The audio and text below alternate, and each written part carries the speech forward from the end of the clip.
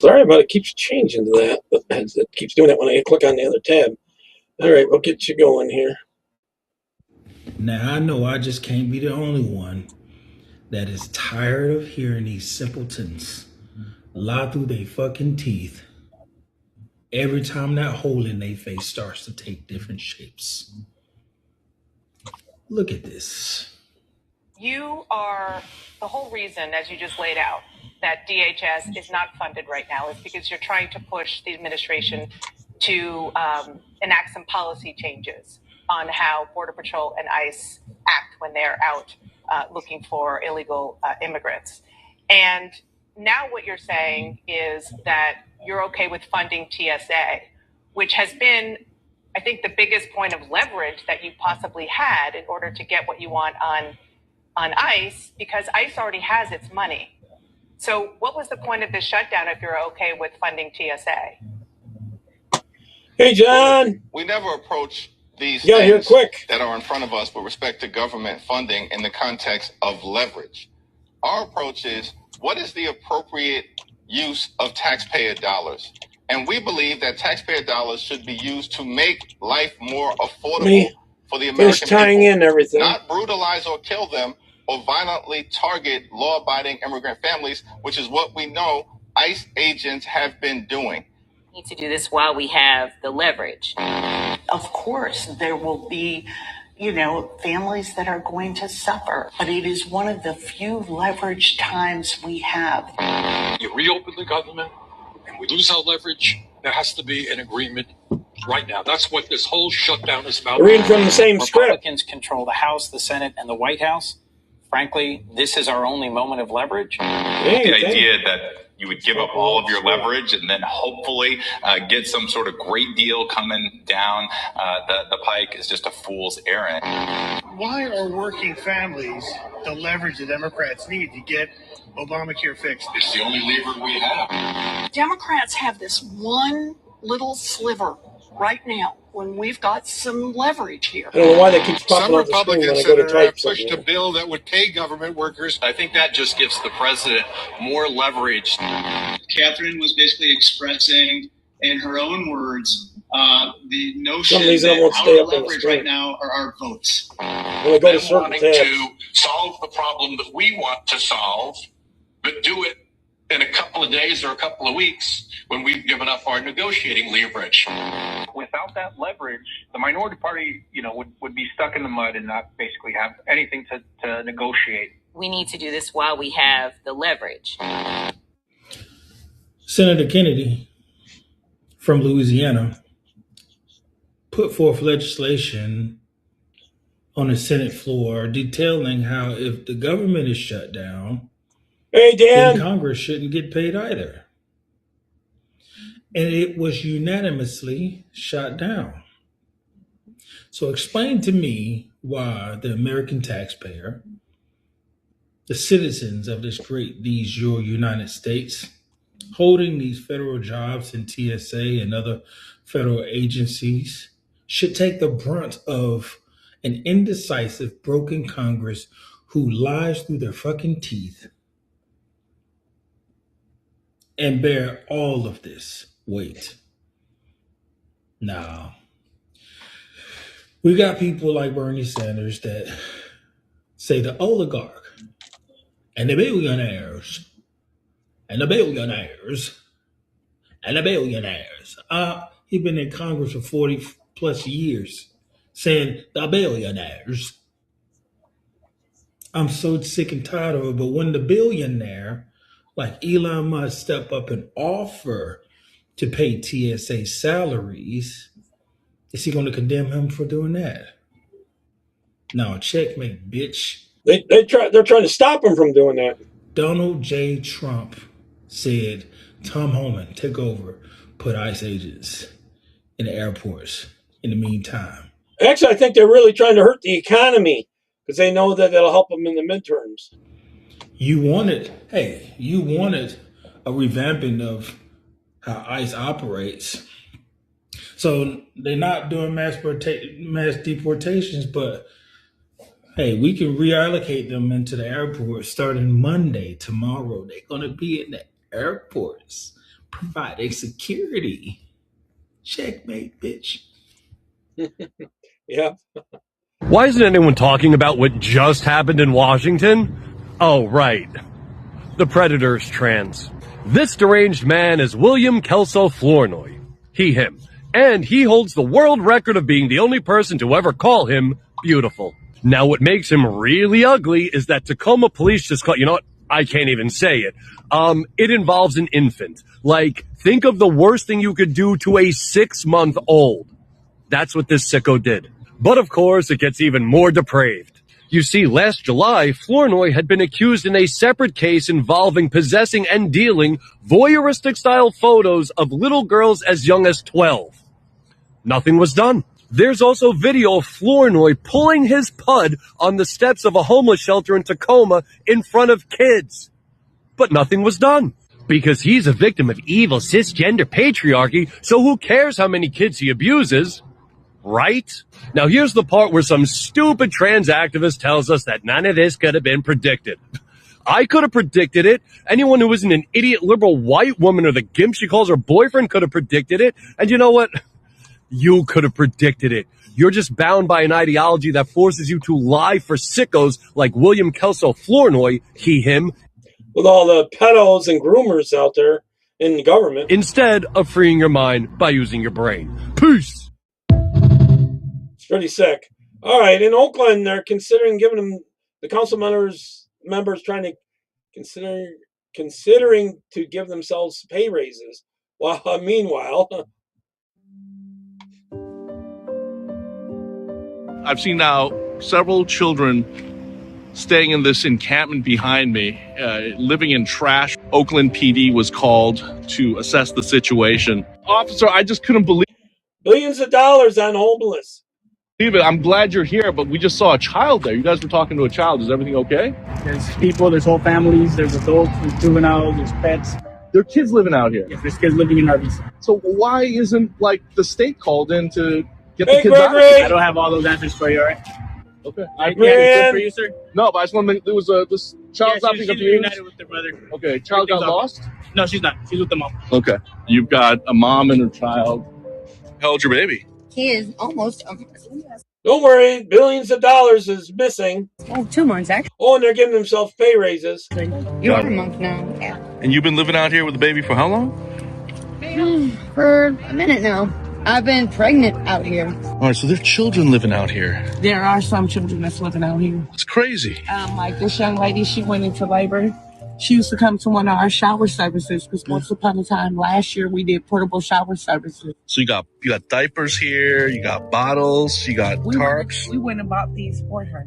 Why are there so many kids out here? If the politicians and the mayor do a little something more than what's been, yeah, Karen Bass, she's a good old commie. then things could change around, because once upon a time, if they had 12 complaints or more on a property that wasn't being taken care of, Alameda County was supposed to seize that property. As you can see, I am very tired. Oh, they'd love to seize property. The government likes taking property. And not really too much for him. He's great. It's just this environment is tiring. How long have you been in Oakland? Almost 2 years now. 2 years now. Yeah, Okay. I came here to take care of my auntie, and then she she kind of bailed out, and then I just been out here. You couldn't get back home to New Orleans? I don't want to. I lost everything there. My dad, my big brother. It's not home anymore. So, and I wanted to see more before I died. It's even more frustrating when you see illegals in the hotels because we're paying for it. You know, it's so beautiful out here. Y'all, sunsets and sunrises are the most beautiful I've ever seen so far in my travels. This is, again, another sad state of affairs here in Oakland, California, where you have homeless encampments, RV encampments on pretty much every single corner. This has been just normalized, yet this is a tragedy on America's streets, and the crisis has exploded out of control.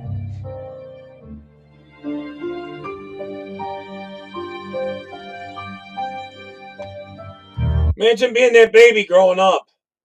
Can you imagine being that baby growing up? What kind of life? I don't believe in abortion or anything like that, but with all the money that they waste, they could build these people houses. They could. Not that you should work for your house, but you should make it cheaper to get them. All right, here's Scott Jennings. He always does a great job on this. And we are following up today on all the fraud that's been discovered in the People's Republic of Minnesota. State Representative Kristen Robbins joins us now. She's leading the ongoing fraud hearings up there. Representative Robbins, thanks for joining us. With all this fraud, they could fund all these people. Us here on the show. I believe you had another hearing this week. What's the latest? What have you uncovered in Minnesota? Thanks for having me. Yes, this week our hearing was on the amount of cash that's being flown out of the Minneapolis-St. Paul Airport. Food, yeah. It's a stunning number. This year, or in 2025, really? $350 million in cash You've seen flown it out of our firsthand. airport, which is 99. You know, the one I rode with Skeet a few times. Some of these cities really smell bad, Gregory. 9% higher than the amount of cash flying out of JFK, LAX, or much bigger airports. So it was a stunning number, and we had witnesses talking about why this is suitcases full of cash. Legal, how the process is for this, and also how it all your tax dollars flying out of the country ties back to childcare fraud, a decade ago. So this is something we in Minnesota have to get a handle on. Okay, so you're telling me that $350 million went out of the country through the airport in St. Paul, Minneapolis. I guess the next logical question is, where did it go? Well, it's very challenging to trace. Most of it, they seem to think, goes to Dubai or the UAE, and then from there goes out to East Africa. But because it's... You see, when they do something like these apartments or condominiums and stuff, how much they end up costing a piece versus tax dollars? It seems like a lot of money siphoned off. It's cash. Once it gets over in the first destination, it's much harder to track. And they care about being in power, staying in power, and gaining more power. It's one of the concerns.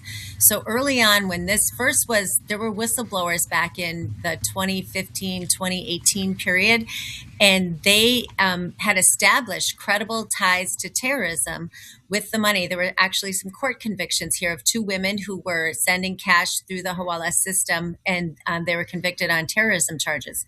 So then banks stopped working with the Hawalas, and that's when everything switched to cash, and it's actually become harder to trace. But Secretary Besson is doing a good job. He was here in January. They've really tried to help us. How come when they're going through the airports and they're seeing that they're opening these cases and seeing all the cash in them, how come they're not confiscated and stuff like that? I'm wondering, is it legal to take suitcases of cash out of the country? With some geo-tracking and some investigations and limiting the reporting. So now you can still take an unlimited amount out in cash, which I think most Americans are shocked by. But it used to be if you took 10,000 or more, you had to fill out a form. Now they've reduced it to 3,000 or more. So at least we're aware when large sums of cash are going out. But I'm hoping that our federal partners will put a limit on what you can take out of the country in cash. Yeah, we should know where it's going and retrieving it, just in case they're stealing it. There has been some reporting that some of this cash going out of Minnesota and then overseas and winding up in East Africa actually winds up in the hands of terrorist organizations. Is it your belief that that is true, that our money that is supposed to be helping people in Minnesota winds up in the hands of terrorists and other places? Yes. So as I mentioned, there have been 2 actually court convictions demonstrating that link. But then also, whenever the Hawalas get the cash on the other side, because a lot of the territory is controlled by Al-Shabaab, they take a cut. So indirectly, Al-Shabaab gets a cut of what flies out of here in cash from Minnesota. Yeah, I'm trying to wrap my head around how all this gets converted. I'm hearing the cartels are doing some of this too. To cash. So I assume it's electronic transfers from the federal government to the state government, and then state government's paying these fraudulent outfits. And then at what point is it converted to cash? And then, kind of a rudimentary question. If you go to the airport with hundreds of thousands or millions of dollars of cash, how are people carrying it? Is it in sacks? Is it in suitcases? Is it taped to their bodies? Have you all discovered how the transportation of it actually works? So we had great testimony from a retired TSA officer from the airport. And what she testified is that they bring this, it's like a carry-on suitcase. They bring it through the checkpoint and it's flagged as a suitcase of cash. And then they take those people into a private room and they look through the suitcase. And she said, we're not counting the money. We're just looking to make sure there are no guns or drugs buried under the money in the suitcase. So what concerns me is that A, they're not counting the money, and yeah, I wouldn't be surprised if both of those things could be in there. B, they're not tying it to the form that supposedly is filled out to track this. So there's a form from FinCEN, it's called Form 105, that people have to file with the airport 72 hours in advance of when they plan to leave with cash. And if they're not verifying that form is tied to this courier and this amount of cash, I don't know what good the forms do. So that part needs to be tightened up. And as I said, I think we should limit the amount of cash. People can certainly, it's their money. Okay, if it was their money, it's one thing. But if it's tax dollars, screw it. They got to go to jail. Well, in this case, it might be fraudulent money. But in some cases, people want to take their own money. That's fine. But you shouldn't be able to take it in cash. You should have to wire it or let there be a process for following it. Yeah, sounds very shady, to say the least. State Representative Kristen Robbins of Minnesota, thanks for joining us. We'll check back with you. I bet you in almost 100% of the cases it's shady. Over the weeks and months ahead. Very I think you close all to are just 100%. scratching the surface there about all the fraud that's going on in Minneapolis. We're going to take... All right, here's about the conspiracy theory no more. The Alabama Secretary of State.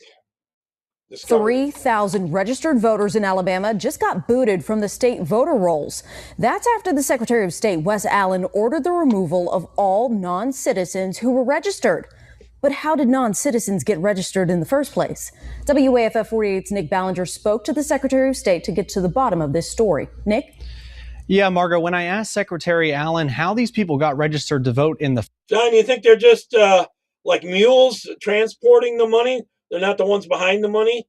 Like you're saying, they're not too smart, a lot of them. First place, he couldn't give me a clear answer just yet, saying it was still being investigated. Hey, Charles. But when he gave me a breakdown of how many there were in each county, the numbers were glaring. This is a list from Secretary of State Wes Allen of how many non-citizens were registered to vote in our counties. The state found 3,251 people. 742 of them were from North Alabama. These are the ones they found. I bet you there's more than that. We got the information. We cross-checked it against our centralized data file here in the state of Alabama and found those 3,200 individuals. The information he's talking about are people with alien registration numbers. Those are issued to immigrants who intend to live in this country permanently and have already applied for a green card. However, you're not eligible to vote with just an alien identification number. We need a moratorium on bringing in people illegally or illegally for a while until we get this straightened out. When I asked Allen how 3,000 plus were able to register in the first place, he couldn't give me the answer. But it's our belief that only American citizens should be allowed to vote. Non-citizens, whether they're legal or illegal immigrants, cannot register to vote. It's a federal offense. To vote here. Yep, it is a federal offense. And not enough people are going to jail for it, I tell you. Meanwhile, I'm going to do this other one. Congressman Andy... can't say it last name, brings in insane data to the hearing. Unfortunately, my colleagues must not have read the memo because that's not what they've talked about. They want to talk about ICE and immigration. So let's talk about that. In 1965, we passed the Hart-Celler Act. Since that time, we've seen chain migration on a scale that, quite frankly, I'm not sure even the progressive liberal authors of that bill could have possibly imagined. In that amount of time, we've seen 60 million migrants come into this country, most of which, 90% from not migrants, they're illegals. third world countries. There are roughly 300,000 Afghans in America, 200,000 of which came under Biden. Approximately 45% of Afghans are on U.S. food stamps. Afghans under the Biden administration have an unemployment rate double that of Americans. 68% of Afghans are on Medicaid. Let's go overseas. And so if that sounds like political rhetoric, let's look at the facts. Paris, 48% of crimes committed by foreigners, most of which were Muslim. Overall crime has surged since the Islamic migrant influx. That is from the French Interior Ministry. No, you couldn't guess that was going to happen, could you? London, 40% of sex crimes are committed by foreigners, most of which are Muslims. That's the Metropolitan Police Department. Rome, 83% of 2024 street robberies by non-EU citizens, almost all of which were Muslim. Sexual assaults, 69% Muslim, Italian police reports. Minneapolis, here in the homeland. Violent crime in Cedar Riverside, a Somali hub, rose 56%. 2010 to 2018. Dearborn, Michigan, crime 105% above the national average. Hamtramck outside of Detroit, 92% of assaults by Muslim immigrants. Drug arrests, 85% Muslim immigrants. Now let's go to Nashville, Tennessee, where a Somali man, a migrant who came in 2015, raped to death a woman on the steps of a church. I've had enough. I've said it once, and I'll say it again. Deport them all. This is our country. Amen. We get to decide who comes in, and we get to decide who has to leave. All right, now this is London, and this lady has these places she rents out, like a salon and things like that. She has a salon, actually, and someone illegal came in, wanted a massage, but she only does women massages, their back if they got issues, so watch what happens about this. And the government there is taking the illegal side. How much money are these visitors really getting from our government? I know I can't afford to go out casually on a Friday afternoon and just walk in somewhere and demand a massage, but that's just what's happened here in my salon. Yep, you heard it. So my customer comes in and she asks to use the toilet. The toilet is downstairs. So I'm sat here waiting for her to come up. One of those walking, wearing clothing similar to what I've seen in Oman or Bahrain, the long white dress thing, comes straight up to reception and says, massage. I said, no. And he went, no. Yeah, already there's mayors already, Marianne. They're banning certain types of dogs in different cities and stuff like that. They're banning certain types. Eventually, it'll be all of them, but they'll do certain breeds first and then work their way up. You massage me. I went, no, don't massage men. Ladies only. And then he seemed quite angered. His face changed. And I thought, go on, make my day, because I've got my version of deep heat just in front of me. Because I've been attacked in the salon before. I'll do a TikTok about that. That was years ago. Massage me. No, we're ladies only. Weird, he said. I lost my with him. I said, you're weird. And then my customer started coming up the stairs and he was sort of like, oh, there's someone else here. And I just said to her, are you all right? And she went, yeah. And he started walking out the door. Really does make me wonder how much this government are giving them aliens. Because I've got customers that haven't been back in forever because they don't have a disposable income, because things like massages are deemed as luxury, not an essential. And he's just walked in asking for a massage. I'm sure her tax dollars are paying for it. I've got friends that go to food banks. I know somebody who's disabled and the government are trying to take away his benefits and make him go to work. He cannot work. He's disabled. It really makes me sick because these people, they come here illegally. They've committed a crime, entered the country illegally. Then they're getting 5-star hotels. Oh, which phone do you want? An iPhone? An Android? 3 meals a day, not paying any gas, water, electricity, no rates, nothing. Gym memberships, driving lessons, DJ lessons, theatre tickets, football tickets, the list goes on. This country is a joke. Keir Starmer is a joke. We are the laughingstock of the world. Make sure that you're registering to vote. Make sure you've registered, because we have to vote for change. See, it's happening around the world, but people are starting to stand up around the world. Now, here's another incident in England also. Them using spaces that they have. Watch what how they trashed it in that. It's now been 2 months since my property was booked out under a fake ID and then used by a grooming gang of over 20 men. They had 14-year-old girls in the property with them. A grooming gang, meaning Muslims, illegals, and they did a lot of this to women's. And what they did to the place they used on her, that she had booked out to them. I just wanted to do a bit of an update because I have now heard from the police. The police have called me after 6 weeks of absolutely no response. It was a lady officer, and she said the man who was dealing with it before, the constable, has now been removed. None of the information and evidence that I gave on the evening to the officer into his notebook has actually been logged at all. So they had no information at all. They still don't want the evidence, and basically asked me to drop my charges. My charges, for me, I'm the victim of the criminal damage, as you can see in the video here. They still have it down as a child sexual exploitation case, so I'm going to give everything that I can to see what happens with that. Obviously, I probably won't ever find out. You can probably hear in my voice, and I just wanted to really make this video to say sorry to all of you, because seems like it was a decent apartment at one time. The video did the rounds again the other night. And they have all these guys in there at the same time with the women they're raping. And I stupidly watched it, and I end up having really extreme nightmares. I just feel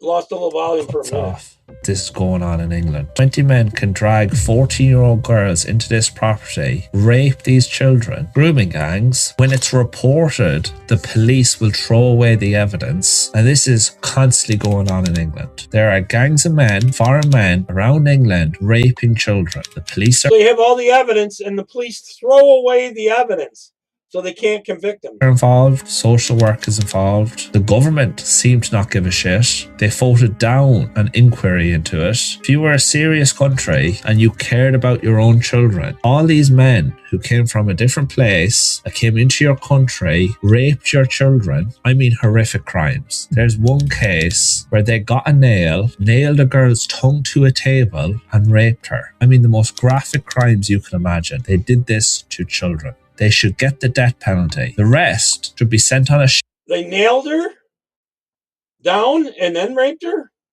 Sent on a plane and sent home. The police officers involved should get jailed. The social workers should be jailed. Government officials should have to resign. That's what you would do if you actually cared. And you'll save thousands of children from these horrific crimes.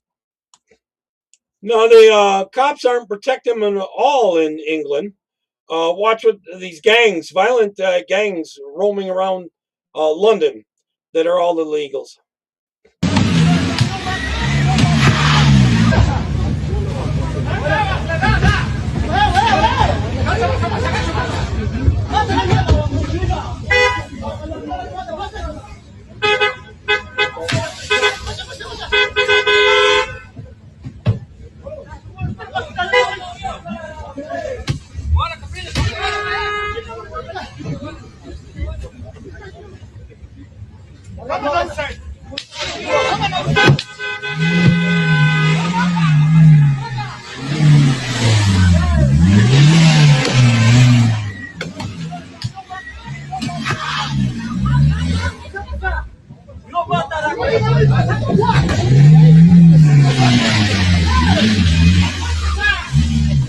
They got him kind of trapped in there.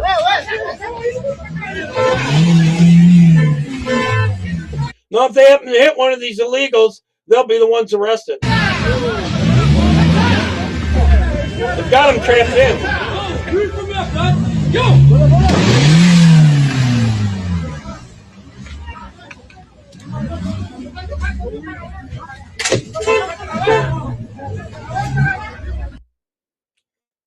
Oh, I end up driving over them, I tell you. All right, they're looking for leadership in Chicago. It's not going to happen with Brandon Johnson. Out here, ICE gone. They let them back out. They back out here selling the same candy. Now, if this would have been any of us, I agree with made sure thing, that we would have we would have, DCF would have got involved. The fact that she's out here with her children in this cold weather, tongue, that's what they said. Nailed selling her candy tongue and to the asking table. for money is God. crazy. We are a third world country in our And those guys aren't spending life in jail? own At country. least? This is crazy. This is who J.B. Pritzker, Kwame Raoul, Brandon Johnson are protecting in our own community, in our own city. Executed immediately. This is so messed up. This is messed up. Affordable housing. That affordable housing is a racket. And as of that video, and it's been months already, she was saying about her apartment, it had been months already, and those people still hadn't been arrested. That's why that's why they can't get. Oh, but they lost the evidence. American citizens, they can't get American citizens any housing, and they can't get these illegals any housing because they done stole all the money. Yeah, I kind of agree with you, John, on the military leaders thing. Or run over them. I would run over them. What the heck? I mean, your leaders aren't doing a damn thing about it. I don't know. Here's come home to roost. Chickens have come home to roost. Why is it okay for you to take money from a felon? This is Gavin Newsom. Watch this slippery little slime ball. It's ridiculous. Why is it okay for you to take money from a felon? And you know that the way you frame that is going to lead me to ask you to Your office is aware of my question. I've tried to schedule time to talk with you about this. PG&E was convicted of 6 federal felonies in 2016. After that, you took more than $200,000 to help get elected. How should people trust you to be running the show to come up with the solution? I wish you luck with whatever you're working on, but that's a strange question. Well, I know it's a strange question. It's a strange time. There's a convicted federal felon. Look at him grin. In this state, who are duly elected. What a weasel. Including the speaker, who took almost $9,000. They say that good looks helps you get elected. It's a serious question. You don't think people want an answer to that? We are focusing very, very collaboratively on addressing the issue. They're focusing on power and lining their pockets. Of not only one IOU that went bankrupt, but the prospects of 2 IOUs going bankrupt. The prospect that 2 in Southern California will have a downgrade in their bond rating. Well aware of the issue. Is it okay for you to take the money from them with the felony Yeah, conviction? straight with They're a still rusty serving their blade. sentence for crying out loud. Good one, Charles. They would stop it. You start doing that. You're not going to answer the question. I don't know what more I can say that will. You can say whether you agree it was okay to take money from a felon and will you give it back? He won't answer it. He won't give that money back. Helps him get elected. Probably went in his bank account and all that. All right. ICE agents detain 1 illegal while Karen and Kevin, the Karens out there, are throwing a fit about arresting illegals. This is incredible. Never thought it would happen here. Never thought. Never. Yeah, you're arresting illegals. That's what you're doing. Jeez. Just have to bother everyone? Really? You guys are so fucking annoying. How about you don't break into the country illegally? Come on, guys. I mean, you know what's going on in the news. How do you live with yourself? Oh my god, you too! You're a girl! What the fuck is wrong with you? Here, you want to take be a lot yours, less of them. Oh my god. I agree, Gregory. Of course. You probably also, guys like kids, just like Trump. Jesus fucking Christ. This Ditto, is insane, dude. Marianne. One guy. One guy. Oh my god. ¿Estás bien? Alan Green got voted out, right? ¿Quieres ir a mi casa? ¿Quieres ir a mi casa? Venga aquí. Babe, he didn't have to say anything. I think Alan Green lost in his primary. Correct me if I'm wrong. I think in Texas there, he's a son of a bitch. You don't want to give white saviors, huh? Really? Fucking pieces of shit. That's What does that make you guys then, huh? Makes you guys fucking retards. Two white liberals, man, they're commies, I guarantee you, because they wanted to bring down America. Look, there's the fucking DoorDash sticker. Look. Yep. You guys don't make enough money to use it to do DoorDash? No, babe. They're fucking no, babe. The license. Oh, they're fucking hiding. Yeah. You guys are such retards. Fucking cowards, man. Oh my god. Look at all you guys. For one guy. Yeah, John, I would, well, they need that many because of you guys out there. And John, about the rusty blade thing, you would hope they get infection. Look how many fucking refills you have. That's How much wonderful, tax John. dollars goes to this shit, man? I know. The only reason why they became ICE was because they get an extra $40K just for signing. About time. They don't even need much. I wonder who's going to replace them. Yeah, the 40K bonus a lot, guys? Yeah, Is that helping you out? Yeah. Was it good for a nice little car? Yeah. A little bit for your baby. These two libtards need to be slapped silly. Bills, yeah. This is fucking insane. Plus the DoorDash is pretty good. Yeah, laugh about it. Laugh about it. You're so fucking you're shorter than me. Oh my. Triggering her. That's good. Get the hell out of here, dude. You're embarrassing yourself. What, are you gonna touch her or something? How old are you versus how old am I? How old are you? Why the fuck? Old enough to know that this shit is fucking wrong, dude. Mind your business. This is our fucking life, dude. This is his life. Yeah, and he's also here legally, so come the legal way. Fuck you, man. Don't fucking talk. All right, this is about L.A. County. What did I write down here? Announces changes in the latest money. We have announced charges in the largest money laundering operation in LAUSD's history. That's the Los Angeles Unified School District's history. The allegations are against two individuals. One of them is an IT, an information technology employee they need to go to work. of the LAUSD. Her name is Hong Grace Peng. And what she did is she engaged in this money laundering scheme with an outside vendor. His name is Gautam Sampath, and his company is called Enive. Now, when we went through the evidence in this case, and right now it's just allegations, but this is the evidence we intend to prove in court to find them beyond a reasonable doubt guilty. This is the type of evidence that you just shake your head, like you can't believe it. So let me give you a couple examples of some of the text messages that went back and forth between these two individuals. I'll take you all the way back to February of 2018. Because this scheme ran from 2018 to 2022. So back on February 13, 2018, Ms. Peng enters into what's called the cone of silence, which means she's just been given as an IT employee a contract that is now going to get given out to vendors to bid on. Every and so time I go she's over this under the other cone page. of silence, and she reveals she has no conflict of interest with any of the vendors that are involved. But 2 days later, Mr. Sampath, who's one of the vendors, Enive, texts Miss Peng, and he says, delete all the WhatsApp chats that they have had. If anybody sees these texts about these internal things, it will be a problem. Because what Miss Peng has been alleged to have done is give the internal blessings and information to Mr. Sampath so his company, Enive, wins, and his company in turn will pay her over $3 million in the ensuing 4 years. So later in that year, June of 2018, Mr. Sampath texts Ms. Peng and says, what are the other opportunities in LAUSD that we can exploit? Any other area? And she responds, you mean all the RFPs? Those are They're looking for ways to make even more money. Requests for proposals. And Sampath tests back, yes, bench. And Ms. Peng responds, yeah, a lot of them. And he responds, we need to reach our goal of 25 from LAUSD itself. Now, about a month later, she texts him back. And she says, you're so lucky. I'm on the selection committee.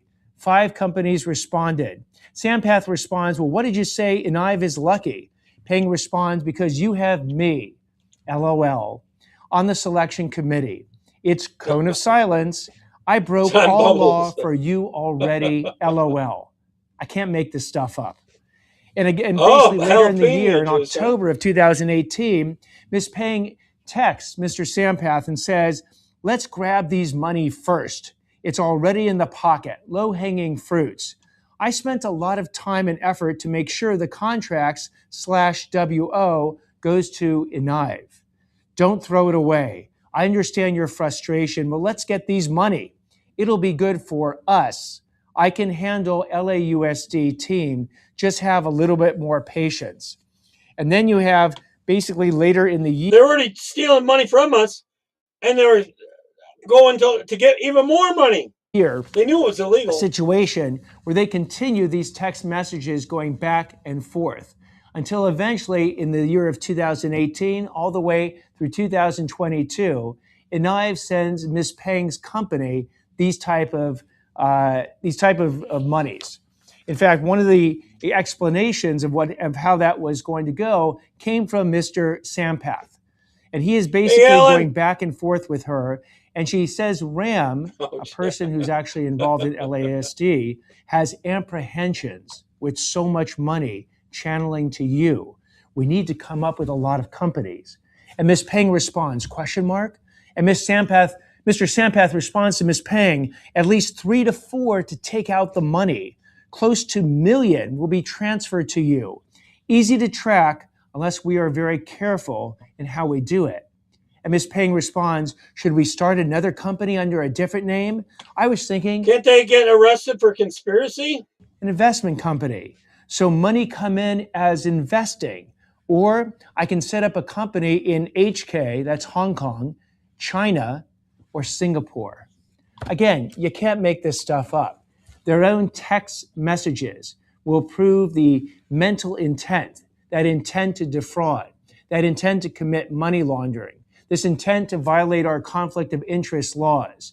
And we intend to hold Ms. Peng, and Mr. Sampath guilty. Biggest thing is our programs are just way too big. Beyond a reasonable doubt when this case goes before a court or a jury. Amen on that. All right, this is about for years of politicians saying for years have been saying there isn't any corruption. Watch this. Good afternoon, Martha. And if President Trump has proof from his Doge guys that there is widespread Social Security fraud, that means that there is a widespread federal financial. Yeah, some people are over 300 years old. Crime happening. Older than the country. What do you do if you know that there's a crime happening? You report it. That is just what the president did a little while ago, directly to the attorney general. We have one person at 360, which is strange because the country is 250. So and they're 110 years older than the country. Here, Pam, you better take a look at this. That's much better for you than for me. Now the question is, are they getting paid? Because somebody maybe is getting paid. Yeah, I have a feeling you were. I said, what a convenient thing. This is so nice. For his part, Elon Musk is literally laughing off complaints from liberals that he's got bad intentions with data at the Treasury and Social Security departments. I mean, listen, like if I steal some Social Security, I can finally buy nice things. All right, here's some far left hate groups in London. Watch this. Today, you will have seen there was a far left hate march going through central London. We are being told to believe that the people who are a threat to this country and to the British people aren't the far right Christian fundamentalists. Yeah, they hate Christians. And they want the borders open and bring in all their illegals and Islam. It tried to package Islam and socialism. They want those too. Itself as something beautiful, as something hopeful, but it was just a mass gathering of socialist groups. You know, you had the unions, you had the watermelon MPs. By that I mean the Greens and the Reds, Jeremy Corbyn, Zahra Sultana.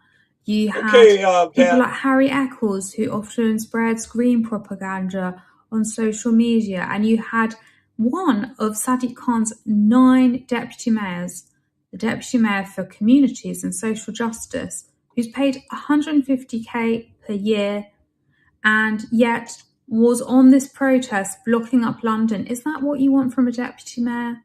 Of course, she would say that she's spreading hope, but I found the whole thing menacing. Christian fundamentalists who want to dictate what a woman can and cannot do with her own body, diminish the rights of gay and trans people. Islam or Muslims don't believe in abortion either, unless, of course, it's white Christian babies. They'll abort them. Ban books and promote misogyny and white supremacy. And that's keeping the books out of the kids' hands. It's not the billionaires who want to see our... It was a socialist day out with a rather menacing feel. And to show you what I mean by this, I will play a clip of Jen Brister. She's a comedian, apparently, according to the BBC and herself. And this is her on her way to the protest in London. So, I'm with Louisa Umalan, and we are going to the march. See, she, I don't know, almost looks like a man. On her way to the protest in London. So, I'm with Louisa Umalan, and we are going to the march in London that's happening today. Together Alliance, together fighting the far right. If you're not going, why aren't you going? Get yourself down to London, central London. We're meeting at Park Lane. We're going to march to Whitehall. Then there's going to be speeches, and then there's going to be a party. She's doing a speech. I'm going to be doing a speech, and the party then will begin. Join us, together against the far right. Don't miss out. Fuck the fascists. And notice that she was on standard premium. So F her, she's the fascist. Train tickets, that's an upgrade from standard because she really is down with the people. Hey, Colin. Let me show you Jen Brister then making her speech at this horrible carnival of hatred. We are being told to believe that the people who are a threat to this country and to the British people aren't the far-right Christian fundamentalists who want to dictate what a woman can and cannot do with her own body, diminish the rights of gay and trans people, ban books and promote misogyny and white supremacy. It's not the billionaires who want to see our NHS sold off to the highest bidder so that they can make a windfall selling us health insurance, or the tech oligarchs like that bellend Peter Thiel and his... I would say Jen Brister is the one with hate in her heart. No. It's not even those racist, self-serving, so-called politicians. I won't even mention the names. Same for most of the other people going to this carnival of hatred and calling out the far right. This is a really nasty day out, right? And I think just watching Brister speak shows that it's these people that are dangerous. These people are the menace to society. They are dangerous. Those are the ones that get physical. They want to end the nation states, and anyone that gets in their way is going to be demonized and called. It's because they want socialism. Far right. Today was just no different to the hate marches we get every weekend, just a bigger version of that. It was nothing more than a show of far left dominance. Unbelievable. All right, here's some more on socialism. She talks about socialism all the time, this lady.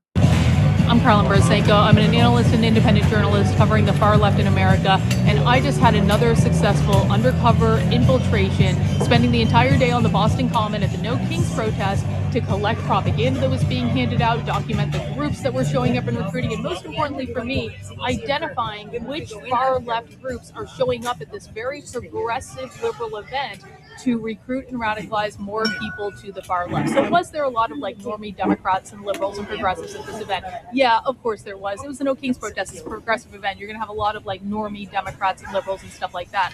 However, I talked to at least a dozen explicitly socialist groups at this event, including the Revolutionary Communists of America, who are handing out their newspaper, including the Independent Socialist Group, who are also handing out their newspaper, including... Who's funding all these people? The Sunrise Movement, the Democratic Socialists of America, the RebComs, Resist Fascism. There are a couple other ones as well. I explicitly saw Antifa running around in like black bloc with their face masks and stuff like that. There were a lot of queer activism. There were anti-ICE groups that were handing out those... Make sure you hang around, Gregory. I got something about Islam that you're going to want to see. Missiles, trying to coordinate for anti-ICE activism. There was a ton of stuff. I have a whole bag full of propaganda that I need to go through and sort through when I get home.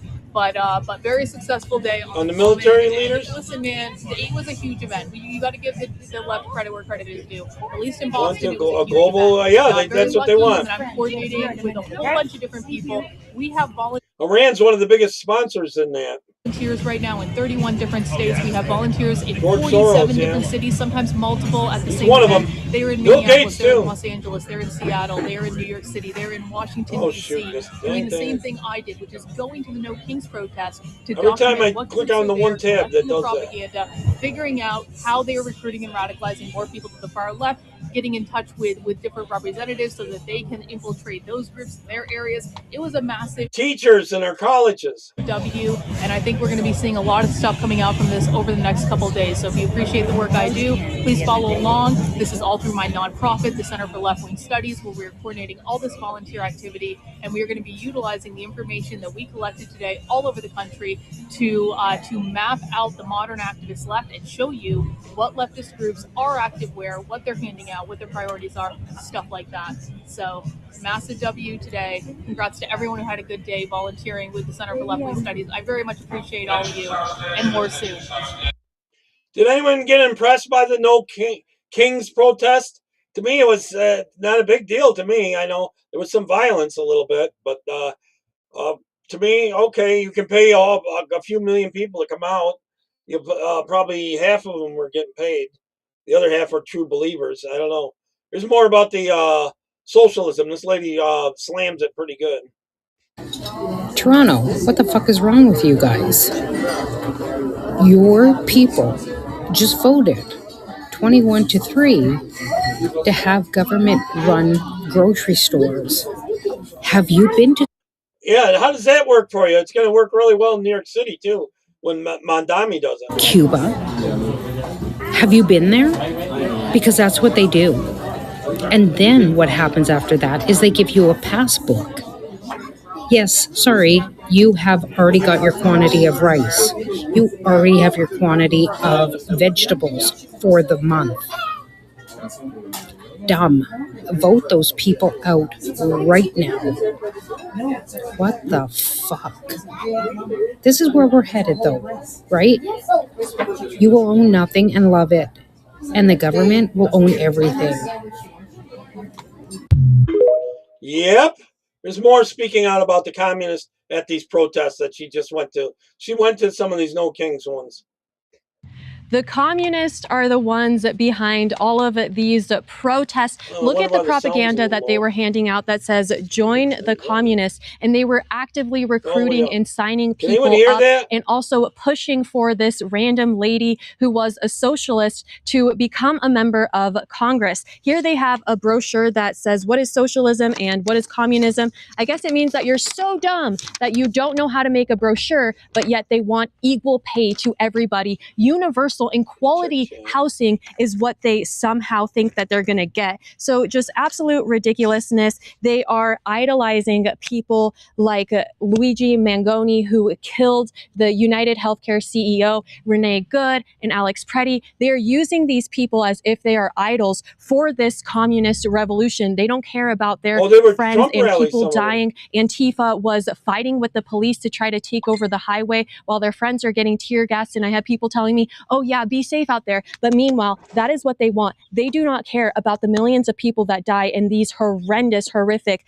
revolutions. Here's another one. There was so many different booths for various socialist groups and organizations that are working against ICE in the universities, and they're lobbying to try to block ICE. I mean, they're handing out whistles and trying to completely abolish ICE, just like Ilhan Omar is. This one says, join your party, join the communists. This is the worst thing. This has no place in America. Communists have no place in America. They don't have any rights here. Here, they also have their protest tips. They're telling people to wear masks, and we all know that that is so that they can commit crimes. It says, point your cameras at cops, not allies. Don't dox fellow activists. Don't call the police while at protests or actions. Even when it violates their rules, they have historically sided with the other side. Remember, the cops are not here to protect us. That is just completely ridiculous. These people want to ruin the United States of America. They're completely misinformed. They have no reason why Trump has intervened with Venezuela,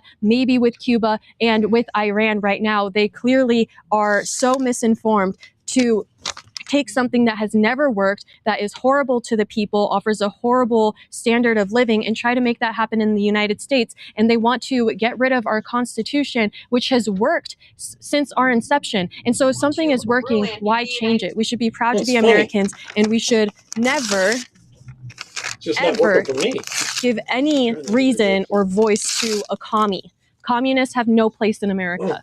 My one earplug went bad. That's what it was. Huh. Wow, I couldn't hear it. Everyone else could hear it. I could barely hear it. Huh. Well, hopefully you enjoyed it. I didn't get to hear it in any case. All right, this is about Europe. She talks about how it's collapsed and it's becoming Islam and Marxist. I do not hate Europe. I hate what Europe has become. I spent 4 years living in Brussels, Belgium. I've traveled most of Europe. I have friends in many different European countries. I love the culture, the food, the architecture, the art. It was very heartbreaking for me to see the degradation of Europe happening in real time in front of my eyes. Graffiti, crime, trash everywhere, illegal immigrants. I got robbed, and I just couldn't understand, why are politicians allowing Europe to become like this? For example, when I was little, I used to think Sweden was like the most safe place in the world, the land of Abba. Now I saw a statistic that says it's one of the most dangerous countries in all of Europe, with bombings and gang-related crime. I feel sorry for Europeans that love their country, seeing it crumble in front of their eyes because of these corrupt, greedy, globalist politicians that have no sense of heritage or family values or anything, and they are actively destroying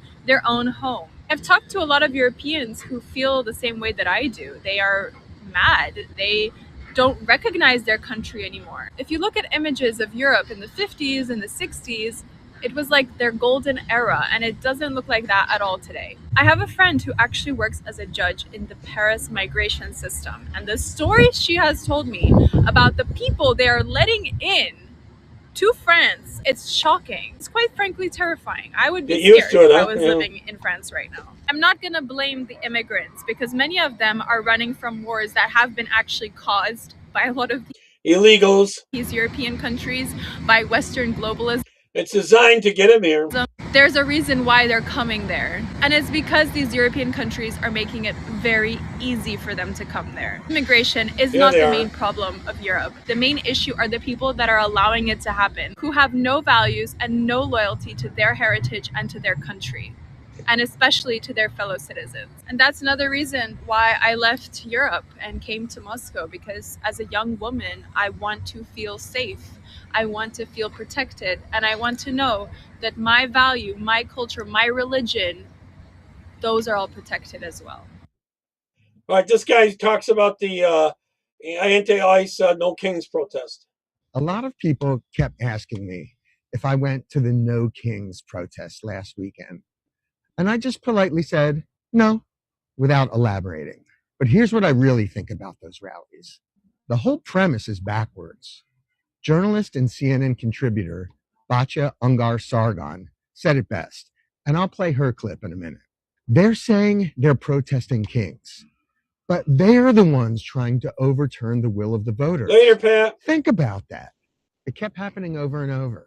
Security guard of our building, one neighbor walking a dog. And I was just like, why would people want to? Later, Gregory, I got a video about up in Canada. There were supposed to be people turning back in their guns and stuff like that voluntarily. Less than 0.2% or something have done it. And now the government's going to have to come and forcefully take their guns in Canada. I don't know how well that's going to go. Go to that. The protesters call Trump authoritarian, but he's the one implementing the policies he was elected on. That's not tyranny. That's representative government. I get that you might not like what his agenda is, but it is literally what he ran on. And he won the popular vote. I think to try and remove that leader, that's the anti-democratic move. And I just support the president. I'm not saying I'm anti-protest ever, but it was very groupthinky. I didn't like the energy out there, So many people kept asking me, hey, did you go to the rally earlier? No. I realized that here in New York City, my opinion is unpopular. It was the cool thing to do here in my neighborhood, Chelsea. But I guess I'm a dork. They've convinced themselves they're standing up to power, when in reality, they're trying to undo a democratic process they just don't like the outcome of. Even if he's not for every policy that I would be for domestically, he's for sure every policy that I'm for foreign policy wise. And I just feel that he's making the world safer with what he's doing in the Middle East. In the long term. And domestically. Long term. I don't support mobs of left-wing people trying to say that Western civilization is bad and that our way of life is bad. I think our way of life is good. It's always shocking to me that I really align now with the conservative viewpoint, but it's like, I do. The transition is complete. Okay, Gregory. So when people ask me, why didn't you go? I just skip the debate, because how do you explain that demanding the removal of an elected leader isn't the defense of democracy? It's the opposite. I don't want to get into it with them. I just kept it to myself. So no, I didn't go, because protesting a president for keeping his promises isn't saving democracy. It's mocking it. But I also got to say, conservatives watching my feed, thank you for being here. Obviously, this video is for you. But I have blue hair. Get over it. Stop stereotyping people.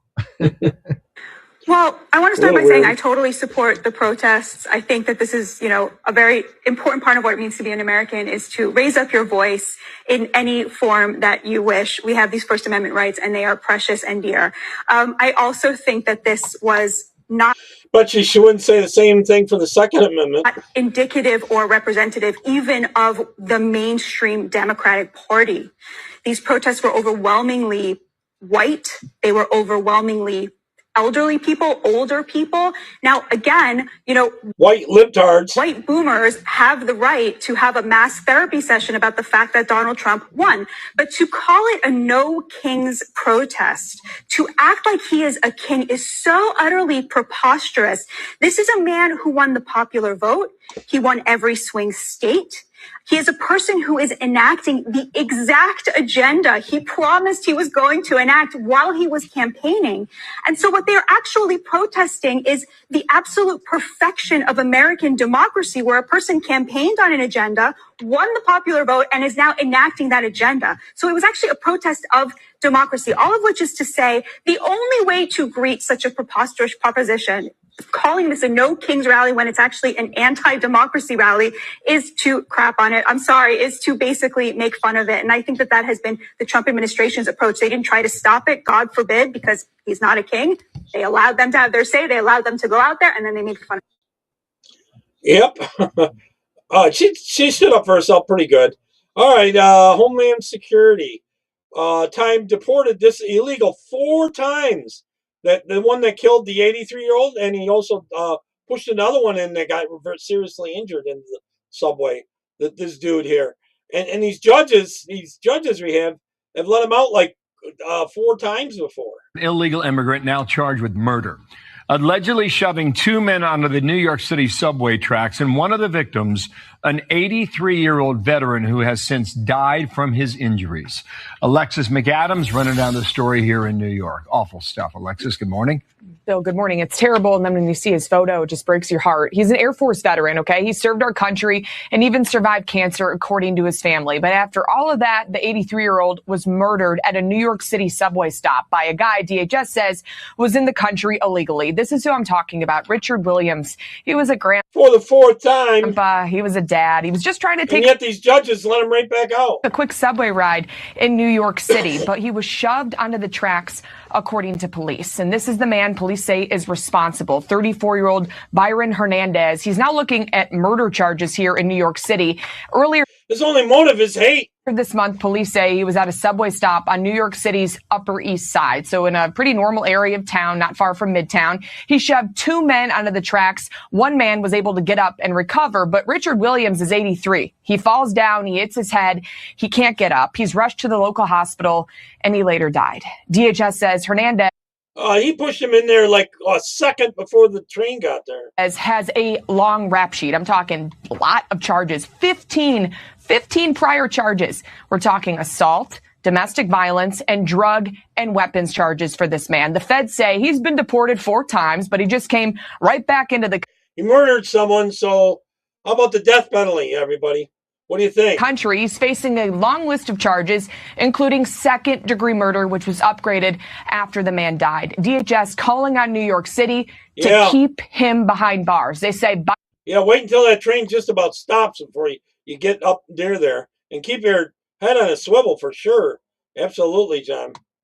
I agree with you. Byron Posada Hernandez is a serial criminal, a 4-time deported illegal alien from Honduras who should have never been able to... 4 times! 4 times. And each time he's done a crime, and the judges don't keep him in jail. Walk our streets and harm innocent Americans. Unbelievable. Does anyone have explanation why I'm Russian and I just crossed the border from the United States to Canada? We're in Ontario by Niagara Falls. I always was dreaming to see it, but I feel like I'm in North Korea. Do not ask me how I know about North Korea. However, Canada looks so crazy like communist country. Genuinely feel sorry for Canadians. It was such a great country. I've heard so many beautiful things about it growing up. What happened? We got out from our hotel and we went to some Walgreens type of store. It was a police car and five dispensaries around it, and stunned people standing around looking at us, and all the roads are with holes area. Everything is broken. Everything you touch, you go to the restroom, public restroom by this Niagara Falls center, tourist center. There was pee in every... I live close to there, within an hour of there. Single toilet. What is going on with your country? You guys all in my comments. I've seen the American side. It's a crap hole, and you got all these women walking around. This dude will be there. He'll have like 5, 6 of these women in burqas hanging around, all in black burqas. They're saying that Russia is bad.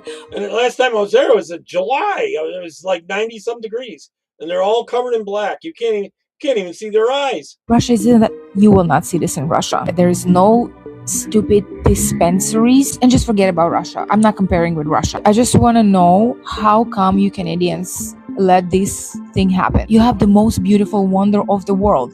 It could be like 10 times better than Las Vegas here. And all I see pee in the toilets, holes in the road, and very beautiful place that needs attention of you people that's supposed to preserve it. Or what is it? Maybe we don't really decide anything and politicians are just stealing all your money. How much taxes you pay? I looked in Zillow. It's 500,000, 600,000 Canadian dollars for mandatory death penalty. Just across the border. Same apartment is $90,000. Where are the money going? You never ask. You live here, you don't ask where your money's going. Honestly, maybe I don't understand something. The one I was in Chicago, it smelled like pee all over the place. But your country deserves better. Your people deserve better. Something should be done. For days afterwards. I don't know if everyone can hear me. It's that one in Chicago. It smelled like pee. It shook all over the place, and it was hard to get that urine smell out of my nose afterwards. It was ridiculous. All right, this is a lady who's bragging and talking about she's already got 6 kids, that she needs to have another kid because her youngest is going to be 7. So in order to keep getting the welfare for her and her hubby to pay for the whole family, not having to work, once they hit 7, she has to get pregnant again. Watch this. I have 6 kids. We live on welfare, and we're trying for baby number 7. I decided I wanted to try for baby number 7 because we're on welfare. Okay, so you don't actually have to work until the baby turns 7, and our youngest is turning 2. So I decided it's time to try for another baby. So that way we don't actually have to get off welfare. And I'm so fertile that I'm sure it'll work. Probably never have to have Jeff the rest of my life. So we're gonna go. Who would sleep with her? Take this pregnancy test. Just saying. I'm ADPO, but I have had pregnancy tests come up positive in the past at ADPO. 1, 2, 3, and 4. And we have 3 girls and 3 boys. Even numbers really aren't my thing. And I want to try for a girl. That's another reason we're doing this. My husband wasn't really so sure, but then like I told him how, we don't actually have to work until the baby turns 7, blah, blah, blah, and how we can stay home longer with the kids and not actually have to work or buy anything for the babies. So he's on board now. It took me a second to convince him, but I've got this flipped over so that way I'm not cheating. All the ones in Niagara Falls were head to toe. They even had gloves on.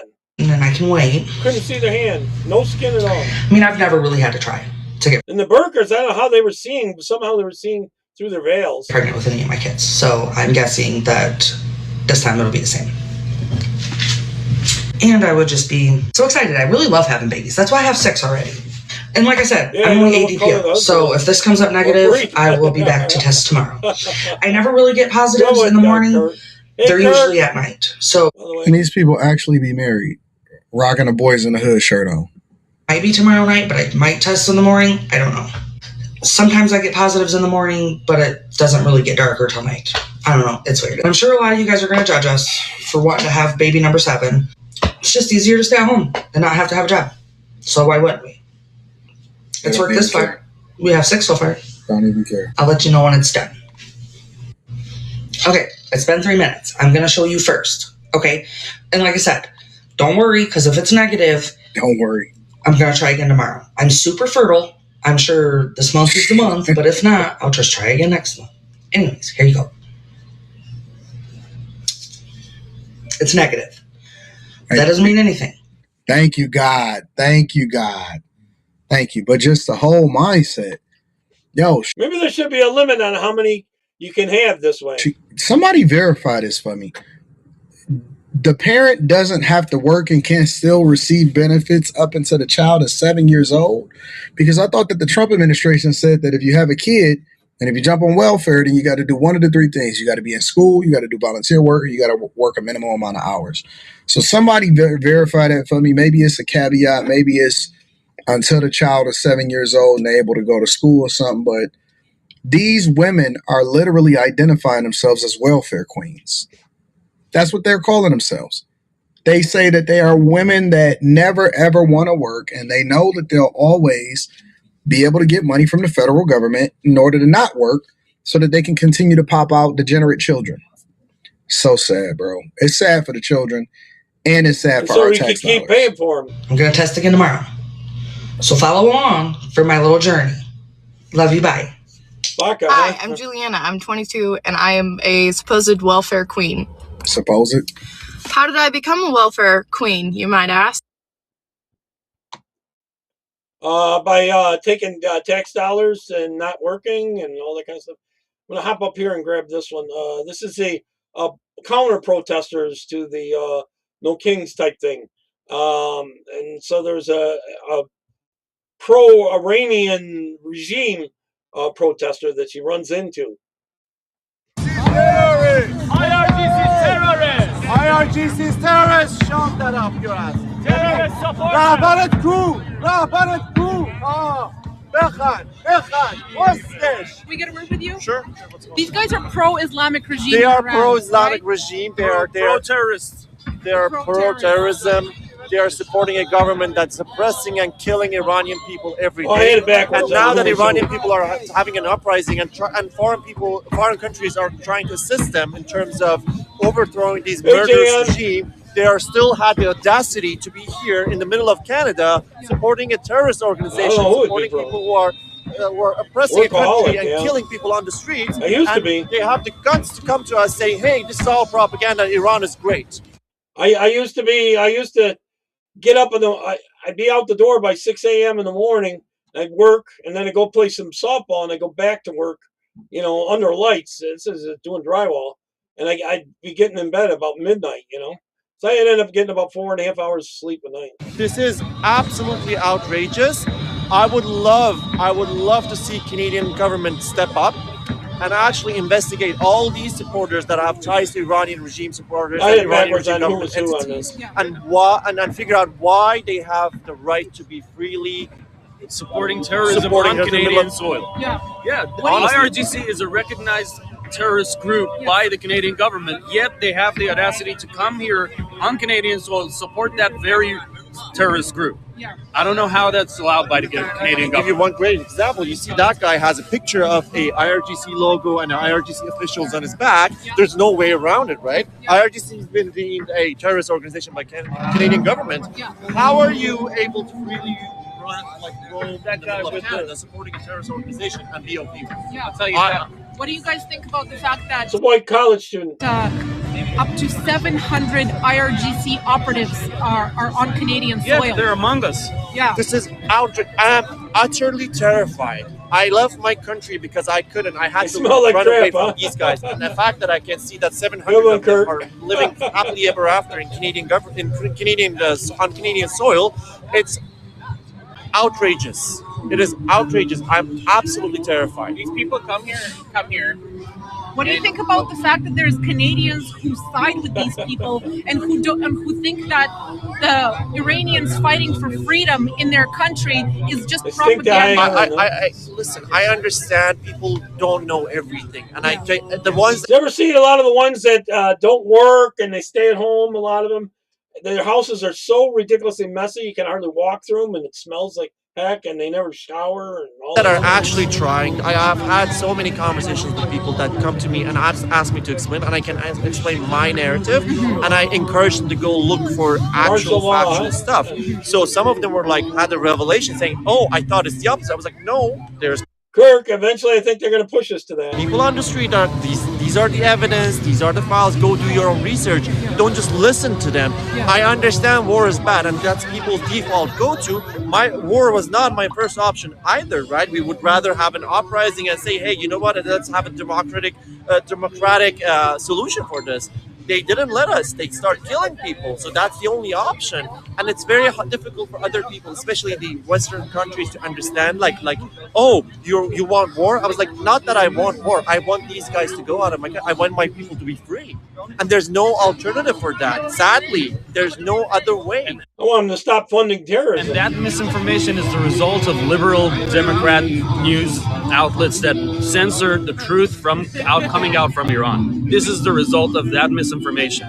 Like they knowingly and intentionally silence the true people's voice.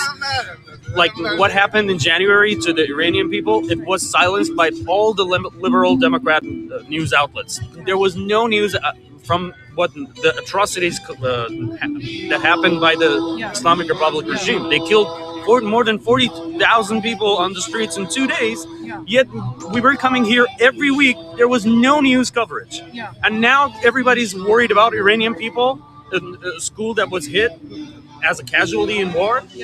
Where were you 2 months ago? Where were you when 40,000 of us died? Exactly. So you are not, you are not worried about human rights. That's all a hypocrisy. It's all your agenda against Trump, against Israel, against U.S., against West. All the liberal Democrat agenda. It seems like it's a derangement syndrome with these people because they the genuine human rights abuses in Iran against women, especially being happening murdered for 47 years. Yeah. Yeah, where were you then? I have a question for you.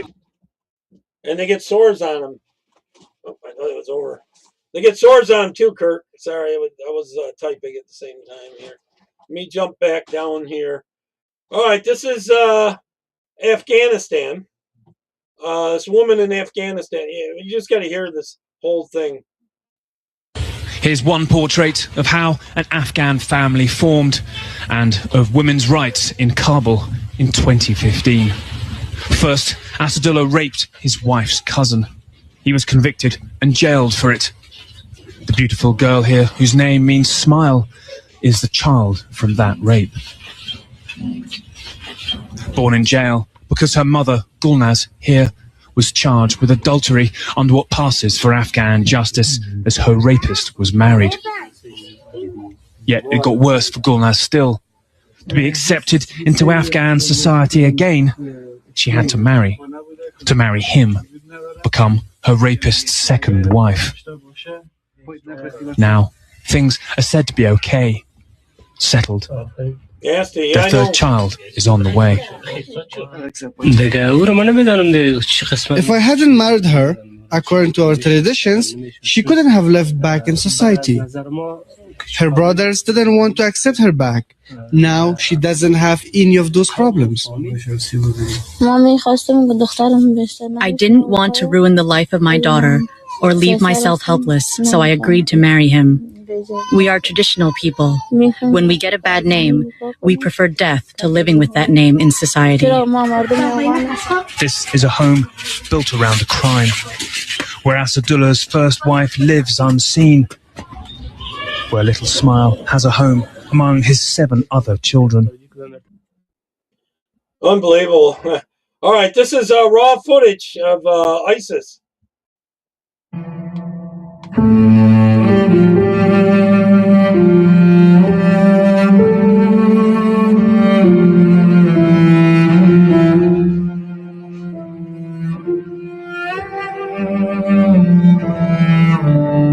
I believe this is in the Syria area.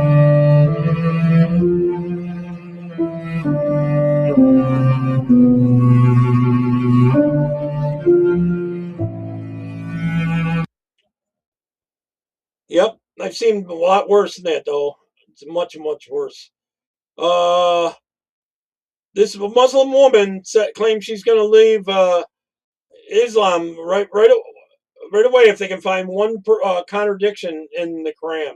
Watch it. Watch I will leave Islam right now if one person finds me a contradiction in this book. Challenge accepted, but I'm not stopping at just one contradiction. I'm going to give you 5. Let's get started. The first contradiction comes from Quran 20:85, where we read that Moses was talking to a Samaritan woman. That is historically impossible because Moses was alive around 1200 BC, while the Samaritan people wouldn't even exist until 500 years later in 720 BC. The second contradiction comes from the question, can Allah forgive worshiping other gods? Here I'm with you, Marianne. We read in Quran 4:48 that he cannot forgive people who worship other gods. But then, right in Quran 4:153, we read, yes, he can forgive people who worship other gods. The third contradiction is found in Quran 10:3, where we read that it took 6 days for Allah to create the heavens and the earth. But then in Quran 41:9 through 12, we read that it took Allah 2 days to create the earth, 4 more days to bless it, and then 2 more days to ordain the 7 heavens, which is 8 days in total, not 6. The next contradiction comes from Quran 20:124, where we read that disbelievers will be blind on the day of resurrection. But then in Quran 16:76, we read that they will see their partners. How can they see partners if they are blind? Finally, Quran 4:3 tells us that it is possible to deal justly with multiple wives. But then Quran 4:129 tells us, no, it is not possible. I cannot wait to see you leave Islam. I will tag you in this video to make sure that you see it and all of the contradictions that your lying prophet told. God bless. Yep. All right. Now this is in Syria. So what? I'll give you a little background before we see the short clip here. So Christian men came out and defended women from being raped by a rape gang. So the Christian men came out and fought and beat the Muslims. So the Muslims went to their Sharia law cops, and the cops went and arrested all of them and put them in jail. Then these Muslims came back and were, well, you didn't see the raping, but they did end up raping the women too. But they also trashed all their places, all their businesses, their homes, and all that kind of stuff, because they stopped them from doing the rape gang at the time. But then the Sharia law cops came and arrested them all. It's in Syria.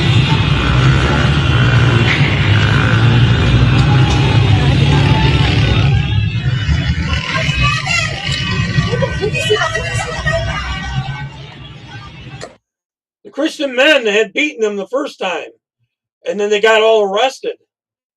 You know, I feel sick. All right. This is a little hard to look at. Look at this woman's face. I believe this is Yazidis girl. Yazidis is the precursors before there was Christianity. That what used to be in the Kurdish things, they were Yazidis mostly, which was what there was before Christianity, and that's what became Christianity eventually. 1,000 years later or something like that. So it's the oldest religion out there, I believe. I'm not sure. Yazidis, or one of the oldest, if not the oldest.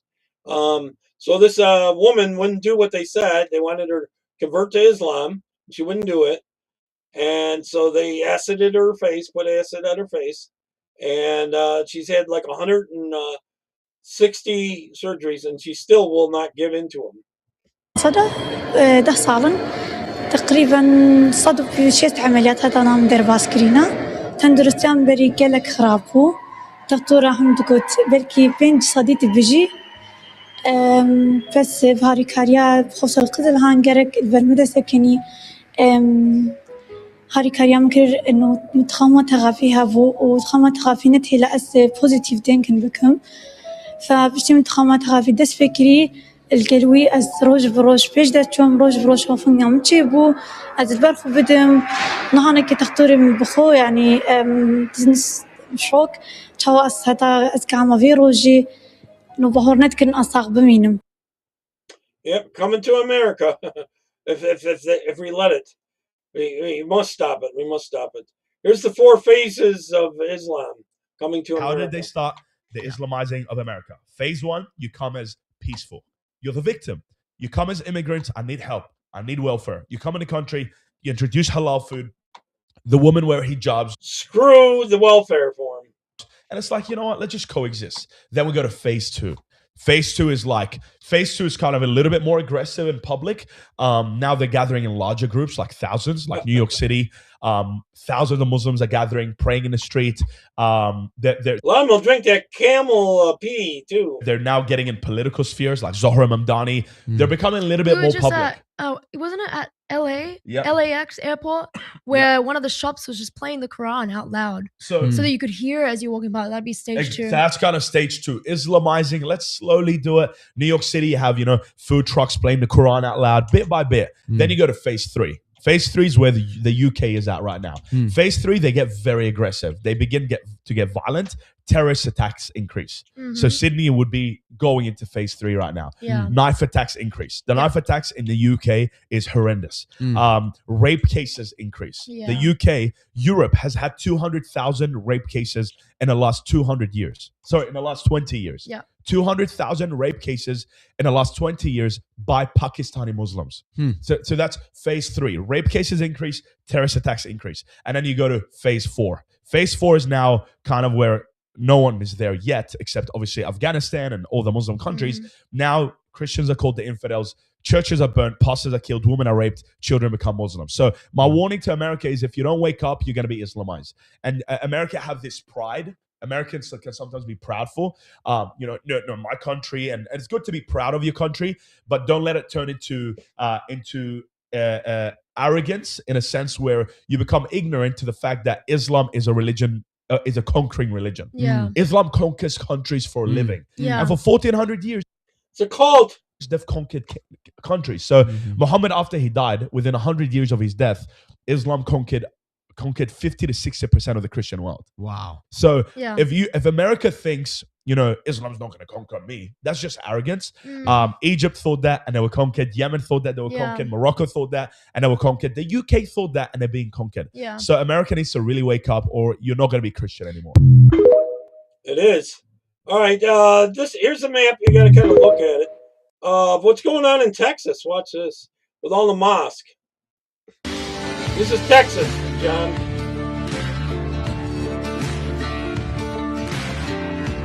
All the Islamic centers.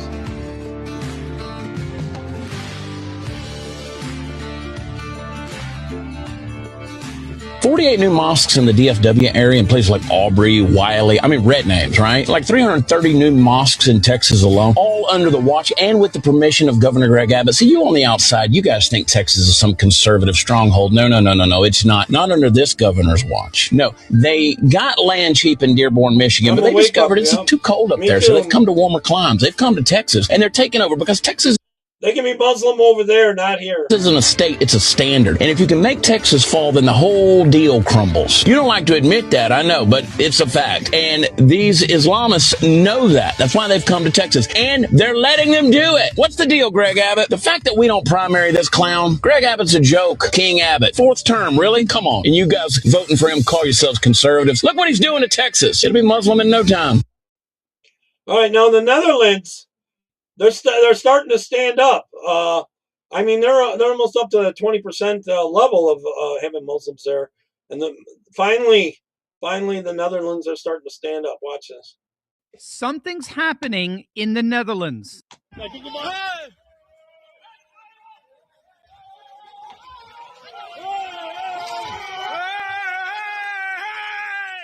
This is a clash between Dutch. This happened in Syria, and the Christians won. And then they got the Sharia law cops to come in and arrest them all. Then they came back and trashed their places. Citizens and Muslim rioters at a Christian festival, with police having to intervene. And that religious clash is increasing throughout the nation, with Muslims becoming more and more hostile to the symbols of European Christian civilization. These are recent scenes from, if you can believe it, Amsterdam University. That's in funny, a clash Marianne. between Muslim migrants and Dutch students. And there are signs that Muslim leaders inside the Netherlands are becoming more brazen. I think we need to run some more people against them. Dit is Nederland inderdaad, het land waar de moslim de baas is. Snap je? En niet de Nederlander. En als je daar niet bevalt, dan ga je maar je land uit. He's telling the Dutch people they have to leave their own country because they've now taken over, basically. He's telling them, leave your country because we've got Dutchland now. Ga je maar naar Duitsland of zo, snap je? Hier zijn wij, we're here and we're the de boss. moslims. We are the boss now. Muslim men are in charge, not the Dutch. And if you don't like it, then get out. So how are the Dutch responding? You are not going to believe this. Is going to absolutely blow you away. Hey gang, it's me, Dr. Stevie Orr, Patriot Professor, helping you make sense of the madness with breaking news and analysis you're not going to get anywhere else. So you know what to do. Make sure to smack that bell and constitute approximately 6 to 7% of the Dutch population, or roughly 1 million people, making Islam the second largest religion in the Netherlands after Christianity. The majority trace their origins to Morocco and Turkey, with substantial communities from Indonesia, Somalia, Syria. The Turk ones are really racist and extreme. Afghanistan, and Iraq. Demographers project that under continued migration rates, the Muslim population could reach upwards of 20% of the Dutch population by 2050. The fundamental question that these projections are raising is whether Islam is compatible with Dutch and European values. Now, the key Islamic doctrine in question is called Hakimiyya, meaning sovereignty or divine governance. It holds that God alone, Allah, is the ultimate sovereign over all human affairs, political, legal, social, and that no human ruler, legislature, or court may enact laws that contradict divine command. Sayyid Qutb, the Egyptian Muslim Brotherhood ideologue, argued that contemporary Muslim majority societies living under man-made law had reverted to pre-Islamic ignorance, making resistance, including violent jihad, religiously obligatory. The classical Islamic concept is known more broadly as Sharia, the divine law that serves as the supreme legal authority. Yep. All right, this is about the balance of power in your European Parliament. They push back, and they're pushing out the globalists in the European Parliament that wants open borders. Watch this. Hi everyone, this is Rob Roos, and I have some very joyful news for you, at least if you are against the mass migration in This is the first win for them in 40-some years, I believe. Europe, and maybe you have missed the news from last week. Look what happened in the European Parliament. Okay.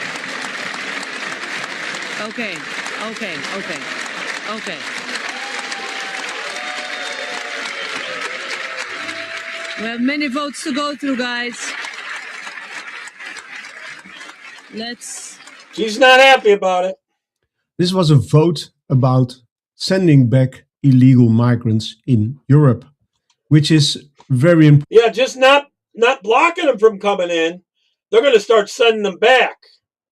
Important because Europe is flooded with people from other continents, and these are not refugees. These are just people seeking for a better life. And let's say, I don't blame them, but I blame our politicians. Stop giving them free welfare.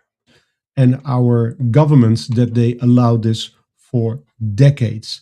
It's changing our countries, it's changing our cities, it's changing our streets, it's changing our culture. I should be on at 5 tomorrow. And it's also a big problem. Migration is a big problem for security. We have no idea who is coming in.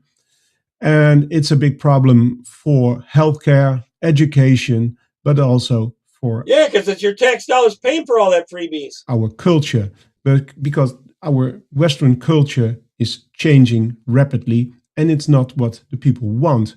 But the voice of the people is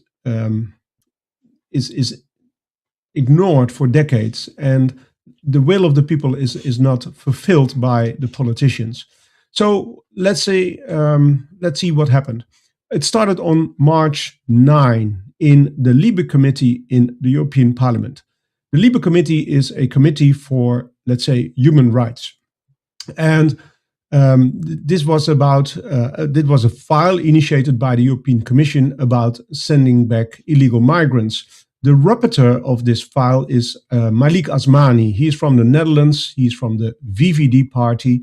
This is a party, a liberal party. They call themselves center-right, but as Charles, are you thinking attacks? Because I am in contact with some of the people looking into their messages. Let's put it that way. I used to do that, but I only talk to the people that do it now. Matter of fact, they are always in favor of migration, but they tell the people, we want less migration. What they want to do, Charles, is they want to be famous. They don't care if they die, as long as they're famous when they die. They see it as heroic to kill us, you know? But they do the opposite. That's what left liberals always do. They make you believe the right things, and then they do whatever they want. So Malik Asmani, he was the rapporteur of the file, and as a rapporteur you have a lot of power, but he tried to make a coalition with the left. That means that nothing would have been changed if this coalition worked with the left. But in the EPP, we have the Frenchman, Mr. Bellamy, and he is a true conservative. There are not many of them in the Christian Democrats EPP center-right party, because they are also often very left liberal. But Bellamy is a very, well, let's say good conservative, and he made a coalition with the right-wing parties. So this was a big policy coalition shift in the European Parliament. The file was adopted. Charles, we got our eyes on it. So far, we haven't got any big plans or anything. We got some nutcakes we're watching. Okay. With the right-wing.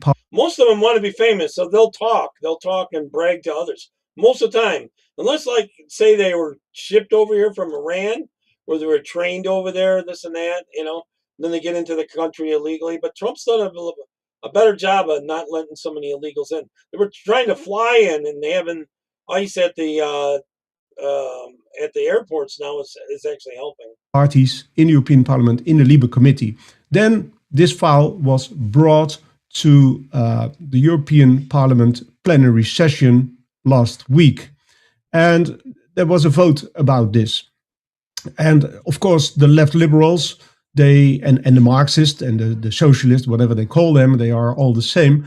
They try to block this vote, but it didn't work out. So there was a vote, and it was a huge win for the right-wing parties that finally want to stop the illegal migration in Europe. It's very necessary, because illegal means... And over in Europe, a lot of the elections are starting to go to the conservative, nationalist, Christian parties. they're starting to win over there, and so that this vote's going to only get stronger in the European Union.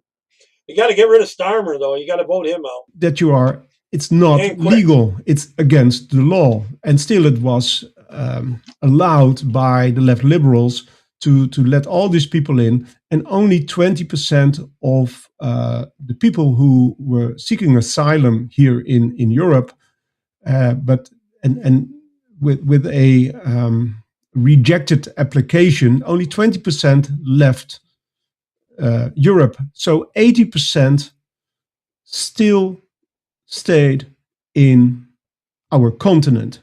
80%. It's huge. So let's say it was rewarded that people come in and they abuse the law. And normally if you abuse the law, you get punished, but the people could stay. And we have no idea where they are, what they are doing, and most of the time they end up in criminal records because they have to make a living. So what does it mean? This new law, what is coming up now?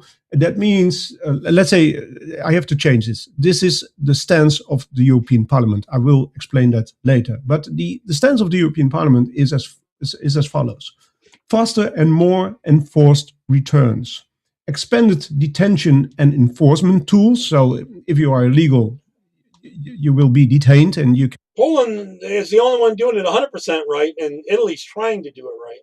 Cannot walk freely across our streets.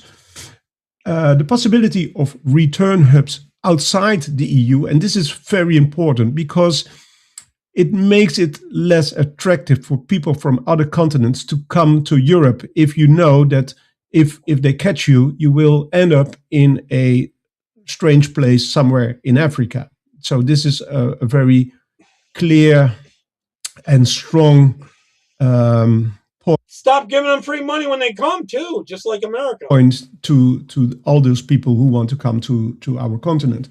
And the last point, there is less emphasis on voluntary returns and procedural safeguards. So less, everyone has human rights, but illegal means you are not legal. And they used to browbeat and complain about Poland all the time, but they're the only one that had it right, Marianne. They're 100% right. You cannot have all the benefits of staying here. So this is an important file. Now, what is going to happen? This is the official stance of the European Parliament. We are not there yet because now there will be a trilogue. And that means that the European Commission, the European Parliament, and the European Council are going to negotiate together. But this official stance of the European Parliament is new. This has never happened before. So I hope the European Council will not You better light a fire under it because your country's going down like the Titanic. Quick, so you got to get this done. This file too much. I hope that they will keep the same. Keep it the same, but and the European Commission will be there, let's say, as a referee. But we all know that the European Commission is an unelected body, and they are the only ones who have the right to implement new laws in Europe. So they try to make themselves much stronger and to gain more power time and again. But let's see what's going to happen. So I keep you informed. Let's wait for the trilogue. Stay tuned, and so far, so good. So far, so right. Thank you very much. Yeah, I think they're heading in the right direction. We got to keep pushing it. Got to keep pushing it. You trying to tell me the Democrats ain't never did? Yeah, they did do something. They gave your mama Section 8 and locked your ass up. So now she got the crib and you can't go to the crib. Or your daughter and shit. That's what they did. They crippled the black because they giving y'all Section 8 link cards, all this shit. Now you don't. I like playing these ones when they've actually woke up on the left. Want to work. I done heard say, man, I don't want to get no job. They gonna stop my link. Like, what the fuck? That's crazy. How that makes sense? Okay. At first, I wasn't even want Trump in there because they say, man, Trump would have stopped the link card. Don't vote for Trump, y'all. So you feel like black rely too much on Trump? No. I think that the on black the government, on the government, yep. And the Democrats purposely do that so they can get your vote. They tell like, yeah, we're gonna give you more of this, we're gonna give you more of that, we're gonna give you more of that. And you feel like that's crippling us. Now they got these in Venezuela. Oh yeah. They're keeping them dependent on the government. Immigrants coming over to doing all type of shit. Then they kicking the black out, giving them $800 voucher and giving them $8,000 voucher. Chicago. How that make sense? That's some democratic shit. This is the ungodly truth. This is exactly what they did. Yep. I already played that one. Let's play this. Spain has just given euthanasia to a little girl who is suffering from depression after getting raped by... Oh, this one's good. I'll start at the beginning again. So they're going to help her kill herself because the girl gets raped because of their policies in Spain of not doing anything about grooming games and that stuff. Spain has just given euthanasia to a little girl who is suffering from depression after getting raped by 3 migrants in a foster or stay care home after her parents couldn't look after her anymore. Anyway, she tried to commit suicide and became paraplegic, but she was clearly recovering, as you can see in the next video. They decided to give her euthanasia without giving her the proper support. Pero tú puedes usar todo el andador todo el tiempo que tú quieras hasta que estás cansada. Oye, más rápido, ¿eh? Sí. Cuando estoy cansada. So they caused her to be paralyzed after being raped and all that, and now they want to help her kill herself. It seems like with proper support, she could have made it. Why give euthanasia, Spain? Why are you giving 500,000 illegal immigrants citizenship?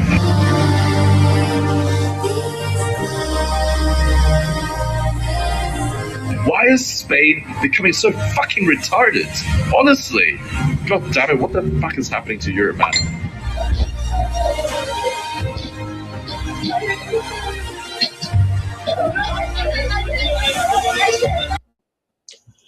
They were all coming after her there. Unbelievable. All right, this guy has a pretty good story about his son. His son was using his truck to go to work, and he has a Trump truck. I'll let him tell this whole story here. This is pretty good, actually. Hey, good morning, everybody. How you doing on this beautiful Saturday morning? And we're almost into April. Can you believe it? April is almost here. Easter is almost here. And it's a beautiful Saturday morning. So I wanted to come on here today to kind of give you not even an update, tell you, I guess, about something that my son... Marianne, that's why a lot of them are starting to get voted out. ...is going through right now. Now, it's not easy to be a son of a father who is as outgoing as I am about my support for President Trump. All right? You're automatically going to be labeled something. You're automatically, as the son of somebody like me, going to be lumped in with believing what I believe in. So my son right now, Jaden, just got his intermediary license. So he can drive, but he can only drive to school and to work. Now, as folks are filing in here, because I can see that you guys have been notified and that you guys are coming on the live now, I'll kind of just kill some time here as you guys fill in, just kind of, going over the same thing a couple times. For those of you who just jumped in, my son Jaden, I can't click over there, just got his intermediary license here in Iowa.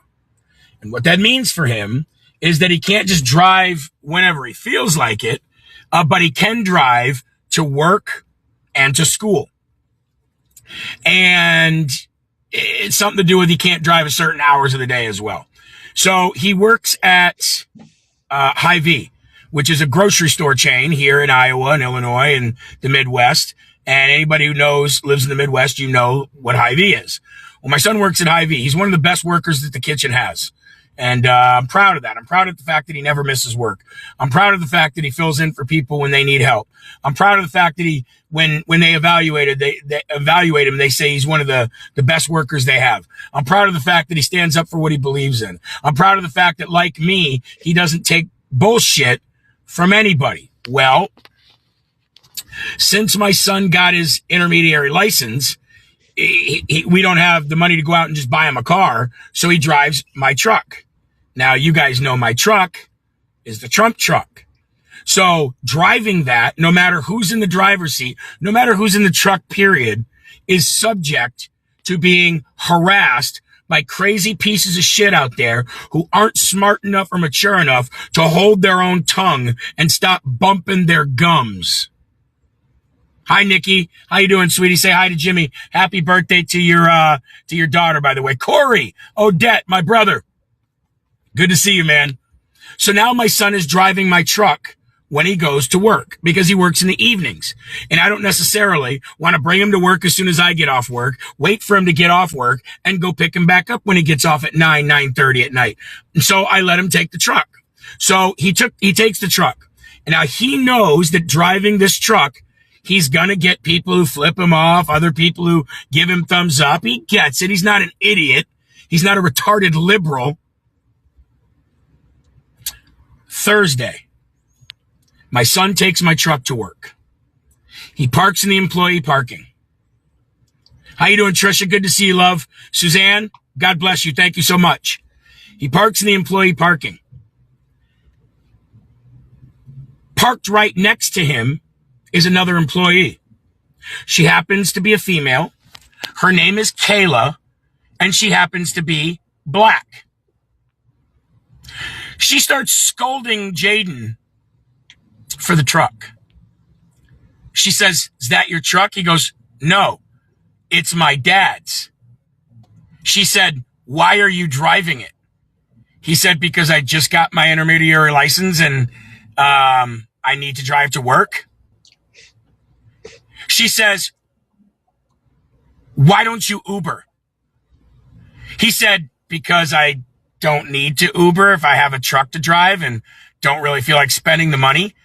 She goes, "Well, you know, driving this truck makes you a racist."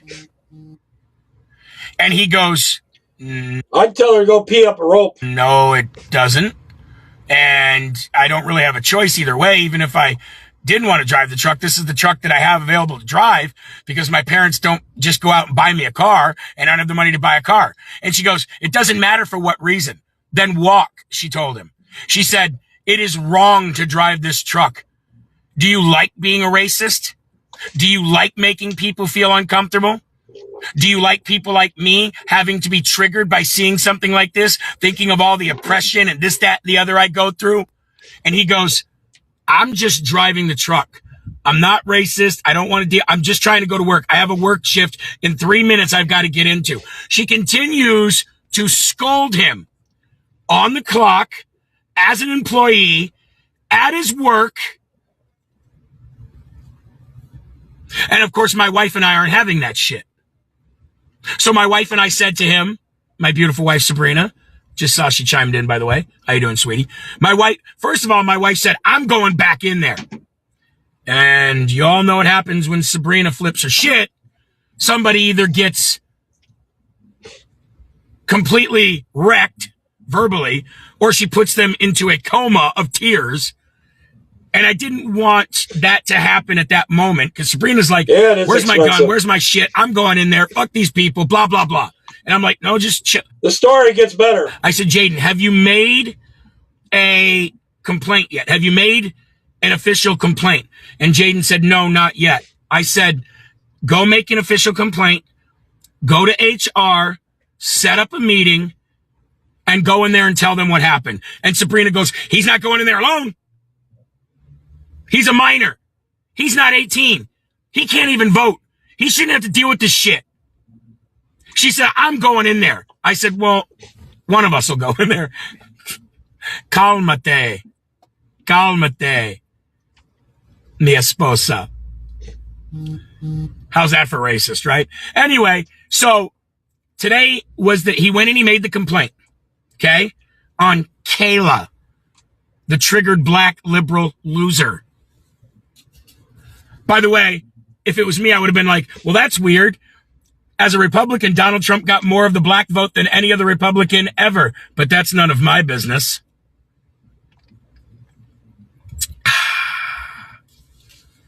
But I don't expect my son to say that. I don't expect my son to know that. I also expect my son to have a sense of morality and common sense that he's at work And that when you're at work, you don't have to argue some stupid bitch like this. Nope. My wife said, yeah, sometimes I'm quick to jump down someone's throat when messing with my kids. Amen, you are. My son shouldn't have to say this stuff. Why? Because it's not his truck. He's not 18. He can't vote. I expect him to do something that will actually hold her accountable. And that accountability and what it looks like is going in there and getting this stupid bitch Hey, that's a good point there, John. I think he's got it all decked out, painted. fired. That is the age of accountability. Pardon my language, but not really. Pardon my language, but not really. You don't like it? Don't know what to tell you. Sorry. Go watch another live stream. I expect him to go in there and get her fired. It's called the age of FAFO. She effed around, and now she's going to find out. So they asked my son, what do you hope happens? We went in there. He told him what happened. The guy that he gave the complaint to, which is he's the assistant. No, this woman got all the other ones that go around, all the other women especially, to call them racist at work. The manager of the store, the head of HR was here, but she passed it on to him because she was in a meeting and she couldn't get out. So she said, do you guys mind talking to Colin?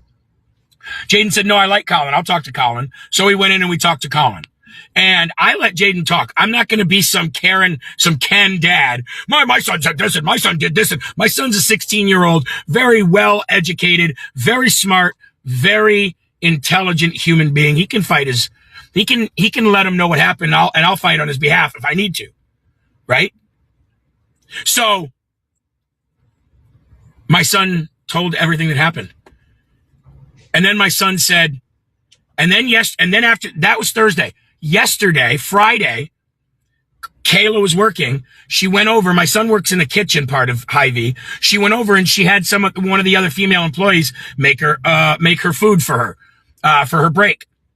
And apparently that female employee must have misplaced it or didn't make it or the story gets better. Whatever, right? And she threw a fit and said that white racist who drives that Trump truck probably threw my food away, and then went and spread that bullshit lie to other people in the store, in which Jaden knew their names too, and now has brought them into it as witnesses. She went and said, that little white racist probably threw my food away. That little white racist.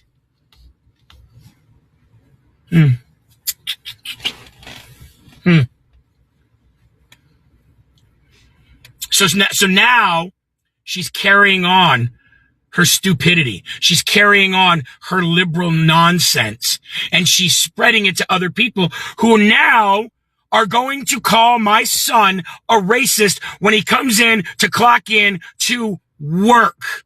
And that's all he's there to do. Work. Something I don't expect a dreg of society like Kayla to understand. So he told them all this. He told Colin this. Yeah, Annette says it was the Jews. Exactly. So I sat back and let him do his thing, because I want him to tell what he feels should happen because of this. Colin says, I don't know exactly what's going to happen, but there will be a disciplinary action here. He said, because it's a female, I have to get Joanne, who's the head of HR, who was busy at the moment. He said, I have to get her involved because it's a female. He goes, if it was a male, I could go downstairs and address this right now. He was actually kind of pissed. And Joanne happens to love my truck. The head of HR happens to love Jaden and happens to love Trump. So pop your ass, Kayla. See you next Tuesday.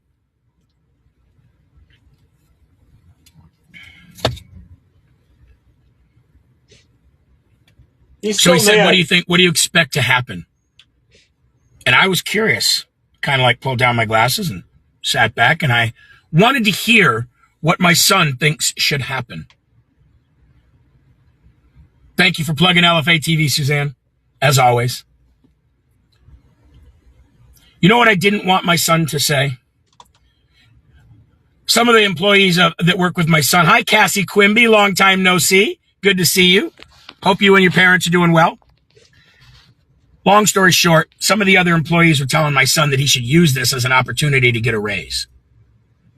No. My wife and I said, probably not a moral thing to do.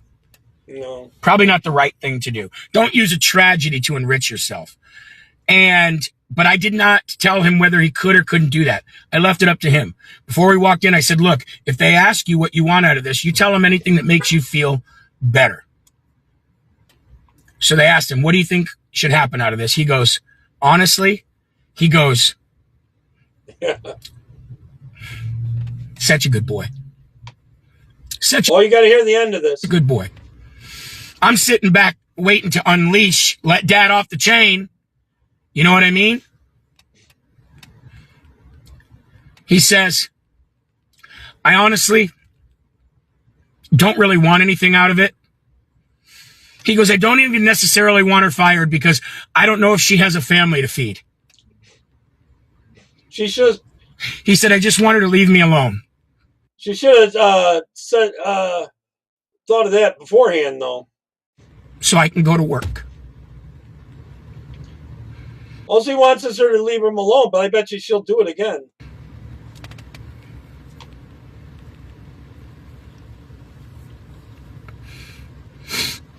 It's all he wants. He just wants people like that to leave him alone. And then he said, look, I know if I'm driving my dad's truck, what to expect. He goes, I expect it and I'll deal with it because I am driving the truck. He said, but I don't expect it at work. I don't expect this level of harassment at work. That's what he said. She got the other female employees to harass him, too. And I agree. 100%. He had mercy on her. He had mercy as God has mercy on us. He had mercy on her. He could have said, I want her fired right now or I'm not coming back. This level of harassment is wrong. You want to know why? Because when they signed the contract after reading the employee handbook, one of the things that it said in there was that you are not to discriminate or harass somebody based on the color of their skin, their religion, their political stance, or any of that. Now, I hope they do fire her. I do. Colin, any news on another date? If you want to know what I think, I hope they fire her ass so she knows that you can't do this. But if they have mercy on her, I want her to know that that mercy came from the kid that she called that white little... She should have to apologize. Minimum should she have to apologize. Racist. He saved your job. You couldn't hold your tongue. You couldn't have an ounce of maturity at work, knowing damn well you're not allowed to do that. And he, the one that you called a white little racist, Jaden Harrell, he saved your job. So if you do have kids that count on you bringing home money to feed the home, if you do have a family that counts on you to bring home money to pay the bills, know why you are allowed to have that. And it's because of Jaden. I often question whether I should have this truck wrapped like this because it puts my family in harm's way. But you want to know something? I'm glad I did. Because it's teaching all of them, no matter what age they are. Don't take shit from anybody. Be a good person as well as you can be.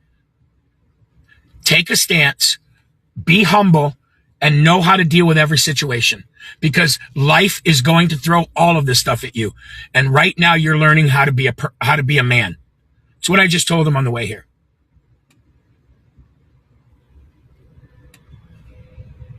So pray for my son, please. Pray for Kayla.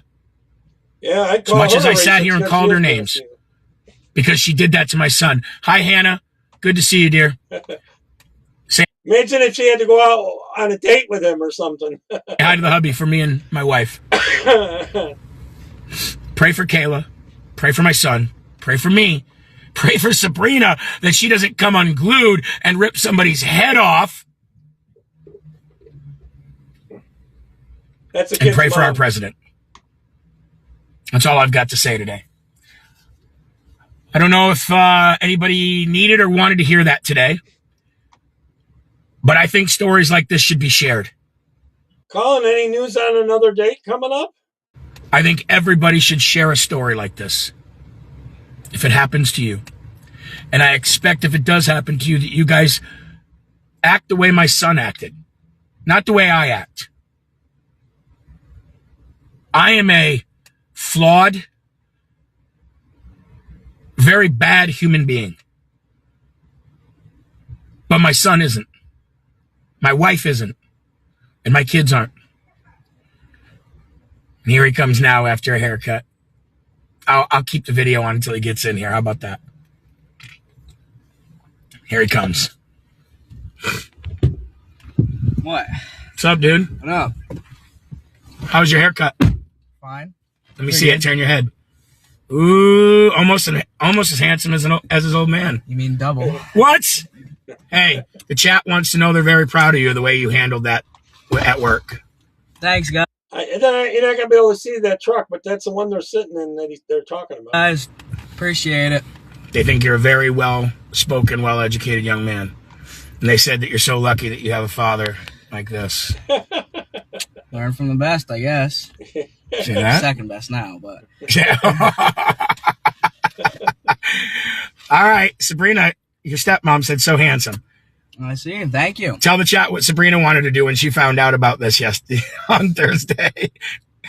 I'll probably freak out and burn the place down. She will do that. She will burn. Anyway, we're out of here, guys. Got his hair cut. He's looking handsome as ever. I think it's a pretty good story. Too bad Gregory's not here. This one's about Canada. So they've been trying to force the people to give their guns, hand in all their guns. And so they've tried to do it, and almost like 2% or something are giving their guns back or giving it to the government. So the government's going to come after them. Watch this. The declaration period for firearms owners is scheduled to end next week. So far, only 2.5% of the estimated 2 million affected firearms have been declared, and 98% of firearms owners haven't made a declaration. So if they're not declaring by next week, what's your plan, Minister? The RCMP and other agencies will be available throughout the spring and the summer to do the collection.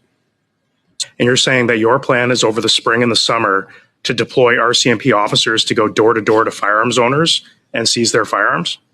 These are Watch how bad he lies and tries to squirm out of this. additional resources. So these are those who are off duty, those who may be retired.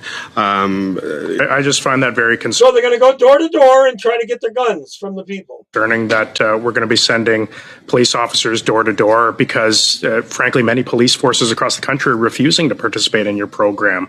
And I think they have very good reasons to not want to participate in this program. And putting people who are no longer serving as RCMP officers going door to door. Are you not concerned about this at all, Minister?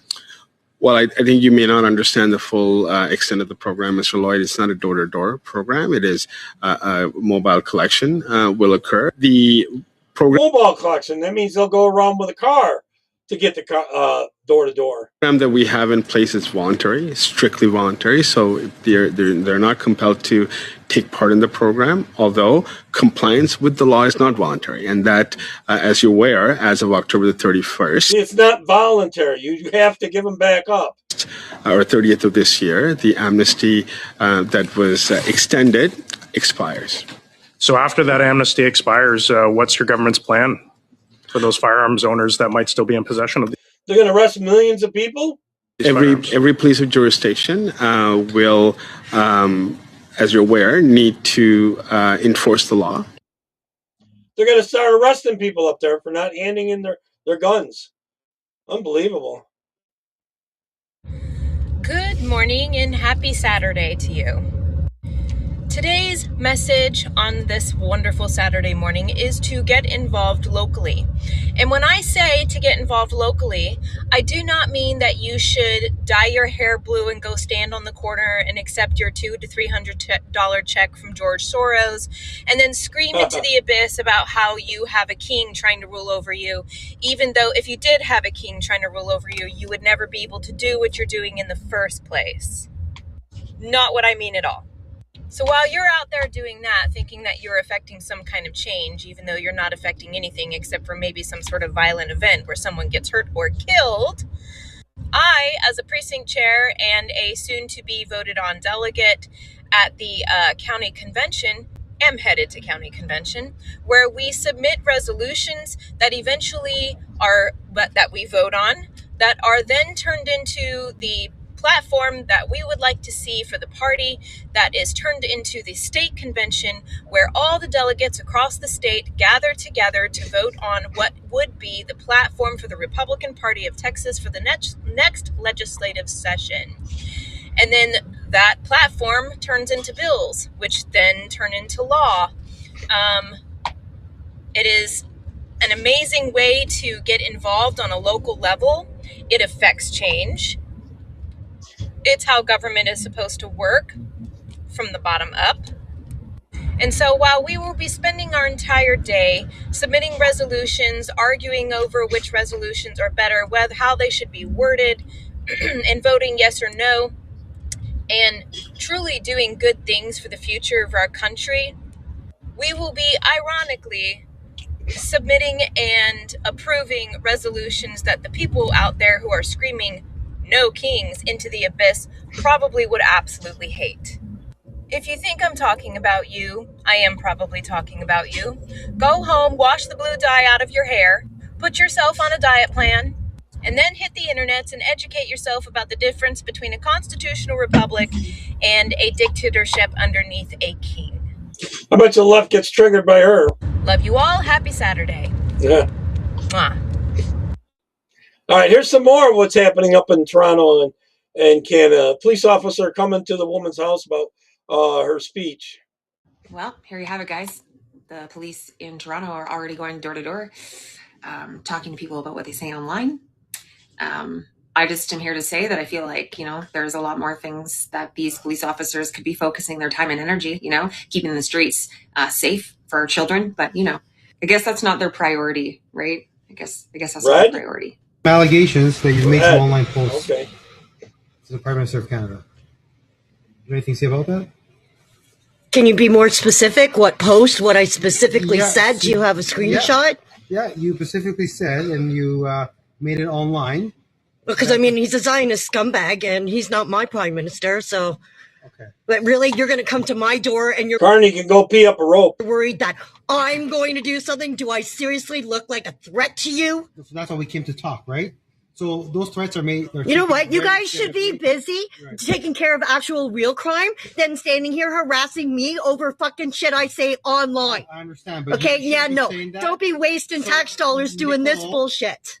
Nicole, if such behavior continues, if there is... What are you going to do? Put me in jail because I don't like our prime minister? No, but if you made some threats that are concerning... What kind of threats did I make? You still haven't shown me what I said. You're talking over me, man. I'm trying to explain to you what the... Show me what I said. So if those threats are continuing... Show me what I said. Right? You could be arrested and charged. Just want to let you know. Communist Canada, how do you like working for that? Are you proud of yourself? Do you go back home and look at your family in the mirror and say, this is what you do for a living? You harass people for what they say online because I don't like our stupid prime minister? Here we come. Yeah, it is. All right, I'll do this one. All right, this is the left talking about killing ICE agents or spray painting it on walls and stuff.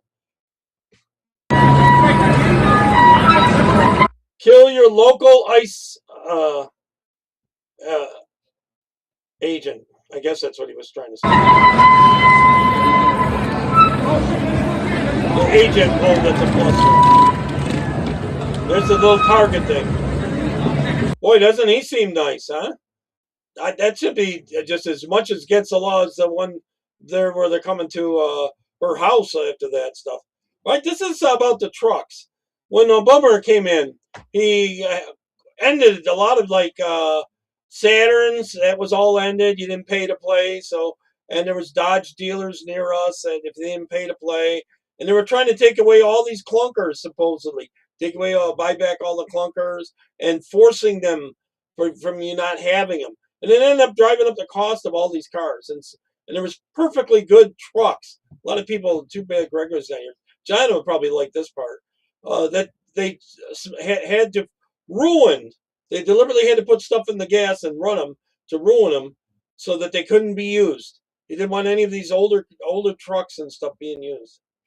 In the summer of 2009, the government destroyed the used 2009, that's when a bummer got elected. car market. In the program known as Cash for Clunkers, the government offered drivers up to $4,500 to trade in older vehicles for new, more fuel-efficient ones. It was sold as good for the economy and good for the environment. We're already seeing a dramatic increase in showroom traffic at local car dealers. What it actually did was carry out a government-mandated destruction of some of the most reliable, easy-to-repair vehicles Americans still had on the road. If a car qualified, the dealership couldn't resell it. The engine had to be intentionally destroyed, so mechanics were made to fill their engines with sodium silicate, liquid glass, and run them until they seized for good. Nearly 700,000 vehicles were wiped out, and a lot of them weren't junk. They were older cars and trucks that could last for decades, be fixed in a driveway, and kept running without software, screens, sensors, or $1,000 repair bills.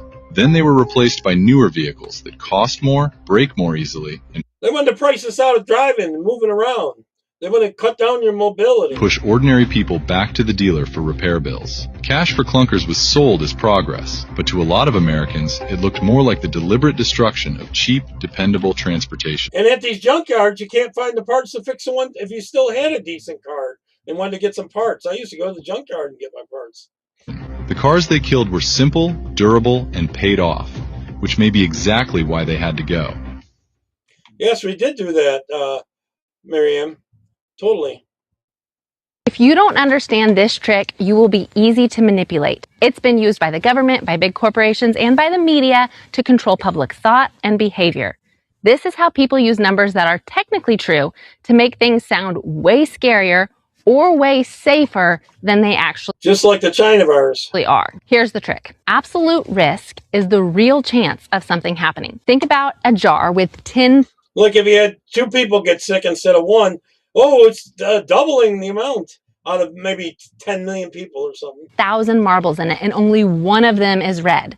Your chance of picking the red marble is 1 in 10,000. That's the absolute risk. Now, relative risk compares 2 tiny numbers to make one of them sound huge. So if there's another jar and it has 2 red marbles, they'll say you have 100% more chance of getting a red marble in this jar than you do in this jar. Well, your chance went from 1 in 10,000 to 2 in 10,000, both small numbers, but your chance has doubled. Relative risk is the favorite tool of fearmongers because it makes a tiny number sound huge. Absolute risk shows the real. Our news media does that all the time. Real world odds. Now watch how this plays out. You've seen the headline, you're 840 times more likely to get sick from raw milk than from pasteurized milk. That's a relative risk number. It is technically true, but the absolute risk of getting sick from raw milk is about 1 in 13,000 for the people who drink it. That is less than 1/100th of 1%. They pulled the same move with COVID vaccines. Do you remember the headlines? The Pfizer vaccine is 95% effective. That number was blasted everywhere. But here's the truth. That was the relative risk reduction. When you dig into the actual trial data, the absolute risk reduction, the real difference between the vaccinated and the unvaccinated groups was about 0.8%. Less than 1%. They could have said this shot lowers your actual. I don't even believe that. I think you're worse off taking it. Risk by less than 1%, but they didn't. They went with the bigger, scarier sounding number, 95%. And people made life-changing decisions based on that framing. It wasn't technically a lie, but it was incredibly misleading. And that should make you angry because it shows how much public opinion can be manipulated by the way statistics are presented. So whether it's food safety or medicine, statistics can be technically true, but still used to trick you. Next time you hear a scary or amazing number in a headline, ask, are they talking about relative risk or absolute risk? Relative risk, it sells headlines. Absolute risk tells the truth. $600 for one headlight? Whoa. They don't want us to buy that. Whoa, whoa, whoa, whoa. For one bulb for a Dodge? Is that an antique kind of one? That's why? Holy shoot, John. I would have taped it up with. Remember when they used to put tape over the tail lights and stuff like that when they were cracked and stuff? They used to let us get away with it. They won't let you do it now. I don't know. Oh boy. If you go to an elite institution in this country, you should come out of it loving the United States of America, and it is a societal failure that it is the opposite in this current day and age. Luigi Mangione was a product of the University of Pennsylvania, and he is revered by these Marxist activists. And you see how this is played out politically in giving us Zoran Mandami in New York City. New York City, where nearly 25 years ago, Islamic terrorists rammed planes into the World Trade Center. And you Could they go to the junkyard? Because my Could they go to the junkyard and find it, John? generation, who was born largely after September 11th, has not received an education in the reality of September 11th. And the hard truth is, on that day, the United States of America was attacked by Islam. And that is inconvenient for these Marxists who want to corrupt the minds of our young people and get them living The Marxists want America to fail. They want it to fall so they can take over. under Sharia law like Zoran Mandami wants. And I don't think Just like what they did in Iran. The Marxists and Islam worked together to make Iran fall. And when it fell, then the Islamists took over. it's any surprise that you're seeing this coincide with a rise in anti-Semitism. Because as we've seen through history, as economic times are tough, generations look towards a scapegoat. They look to blame the Jews. Is that truck antique or something? And that's exactly what we're seeing go on right now. Maybe online someone would have one for sale. And so I think in order to restore a sense of patriotism, to restore a sense of normalcy in our education, kids need an economic education, and our country needs a path forward to get on track with the American dream so young people can start buying homes again, so they can start a family. And this war starts at home, let me tell you, because we know that kids, the second they step foot in our education institutions, as young as 4 and 5 years old, they are being met with this radical indoctrination. They are being told that they can change their gender, that they should hate themselves if they're white or if She doesn't look that old to me, actually. they're Jewish or if they just believe in God. And we need to fight this battle at the first front in the home. So, Yep. Well spoken, actually. Well spoken. Yeah, all right. I'm going to end with this one. It's a little humor. I like these little cute AI babies things. You need to be nicer to people at work. Why? Why? What do you mean, why? Why? That's I should be on at 5 p.m. tomorrow, everyone. Thanks for hanging exactly in. what I mean. Okay, I mean, why would I be nice to them? Half of them are idiots. And the half that do have a lick of sense think that they're way smarter than they actually are. Okay, I mean, what happens if I just shut them and start being nice to everybody here? It's gonna get cooler in that warehouse that hasn't had a fan blown in it in 30 years? Is the equipment that I'm supposed to work on every day gonna stop leaking oil because I told somebody that they were doing a good job? No. Am I gonna get a raise because I'm nicer to them? No. So why would I go out of the way and waste my breath to try and make their day better when all they do is bother the shit out of me the whole time? Oh, you got to see, John, in our state, New York, Hoka was trying to push this thing. It didn't end up going through, at least not yet.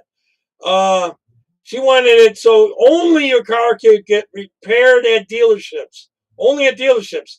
And it turns out that dealerships around here were giving her tons of money to push for that crap. So that regular mechanics could not fix anything. So you can only get your car repaired at dealerships. Same thing with furnaces, gas furnaces. You have to have it done by licensed by them, dealer, and the names that they say they can do it. That's the way it is with the gas. And he's trying to get us off of the natural gas here in New York.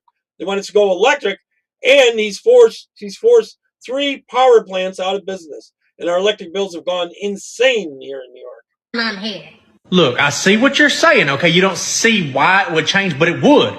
I'm telling you, okay? If you were nicer to everyone else that worked here, they would want to work with you more. They would come and help you on projects instead of always staying away from you. The camaraderie would raise a lot, and everybody here would be a lot happier, okay? Charles, is there any New York teams in it? Tolerate them. And that is the only way things are going to change. There's always delays, so I'll look at after the show's over if you got an answer for that. If there's any New York teams in it, because I've never heard of that one. I know the AFC and the NFC all came from 2 different leagues. Originally, they were competing against each other. All right, so I should be back on tomorrow. Right back to the cash for chunkers. Yeah, clunkers. It was terrible. And they were trying to put higher standards in and all that. The whole global warming crap and all that. So, all right. God bless everyone. Bye-bye. Take care.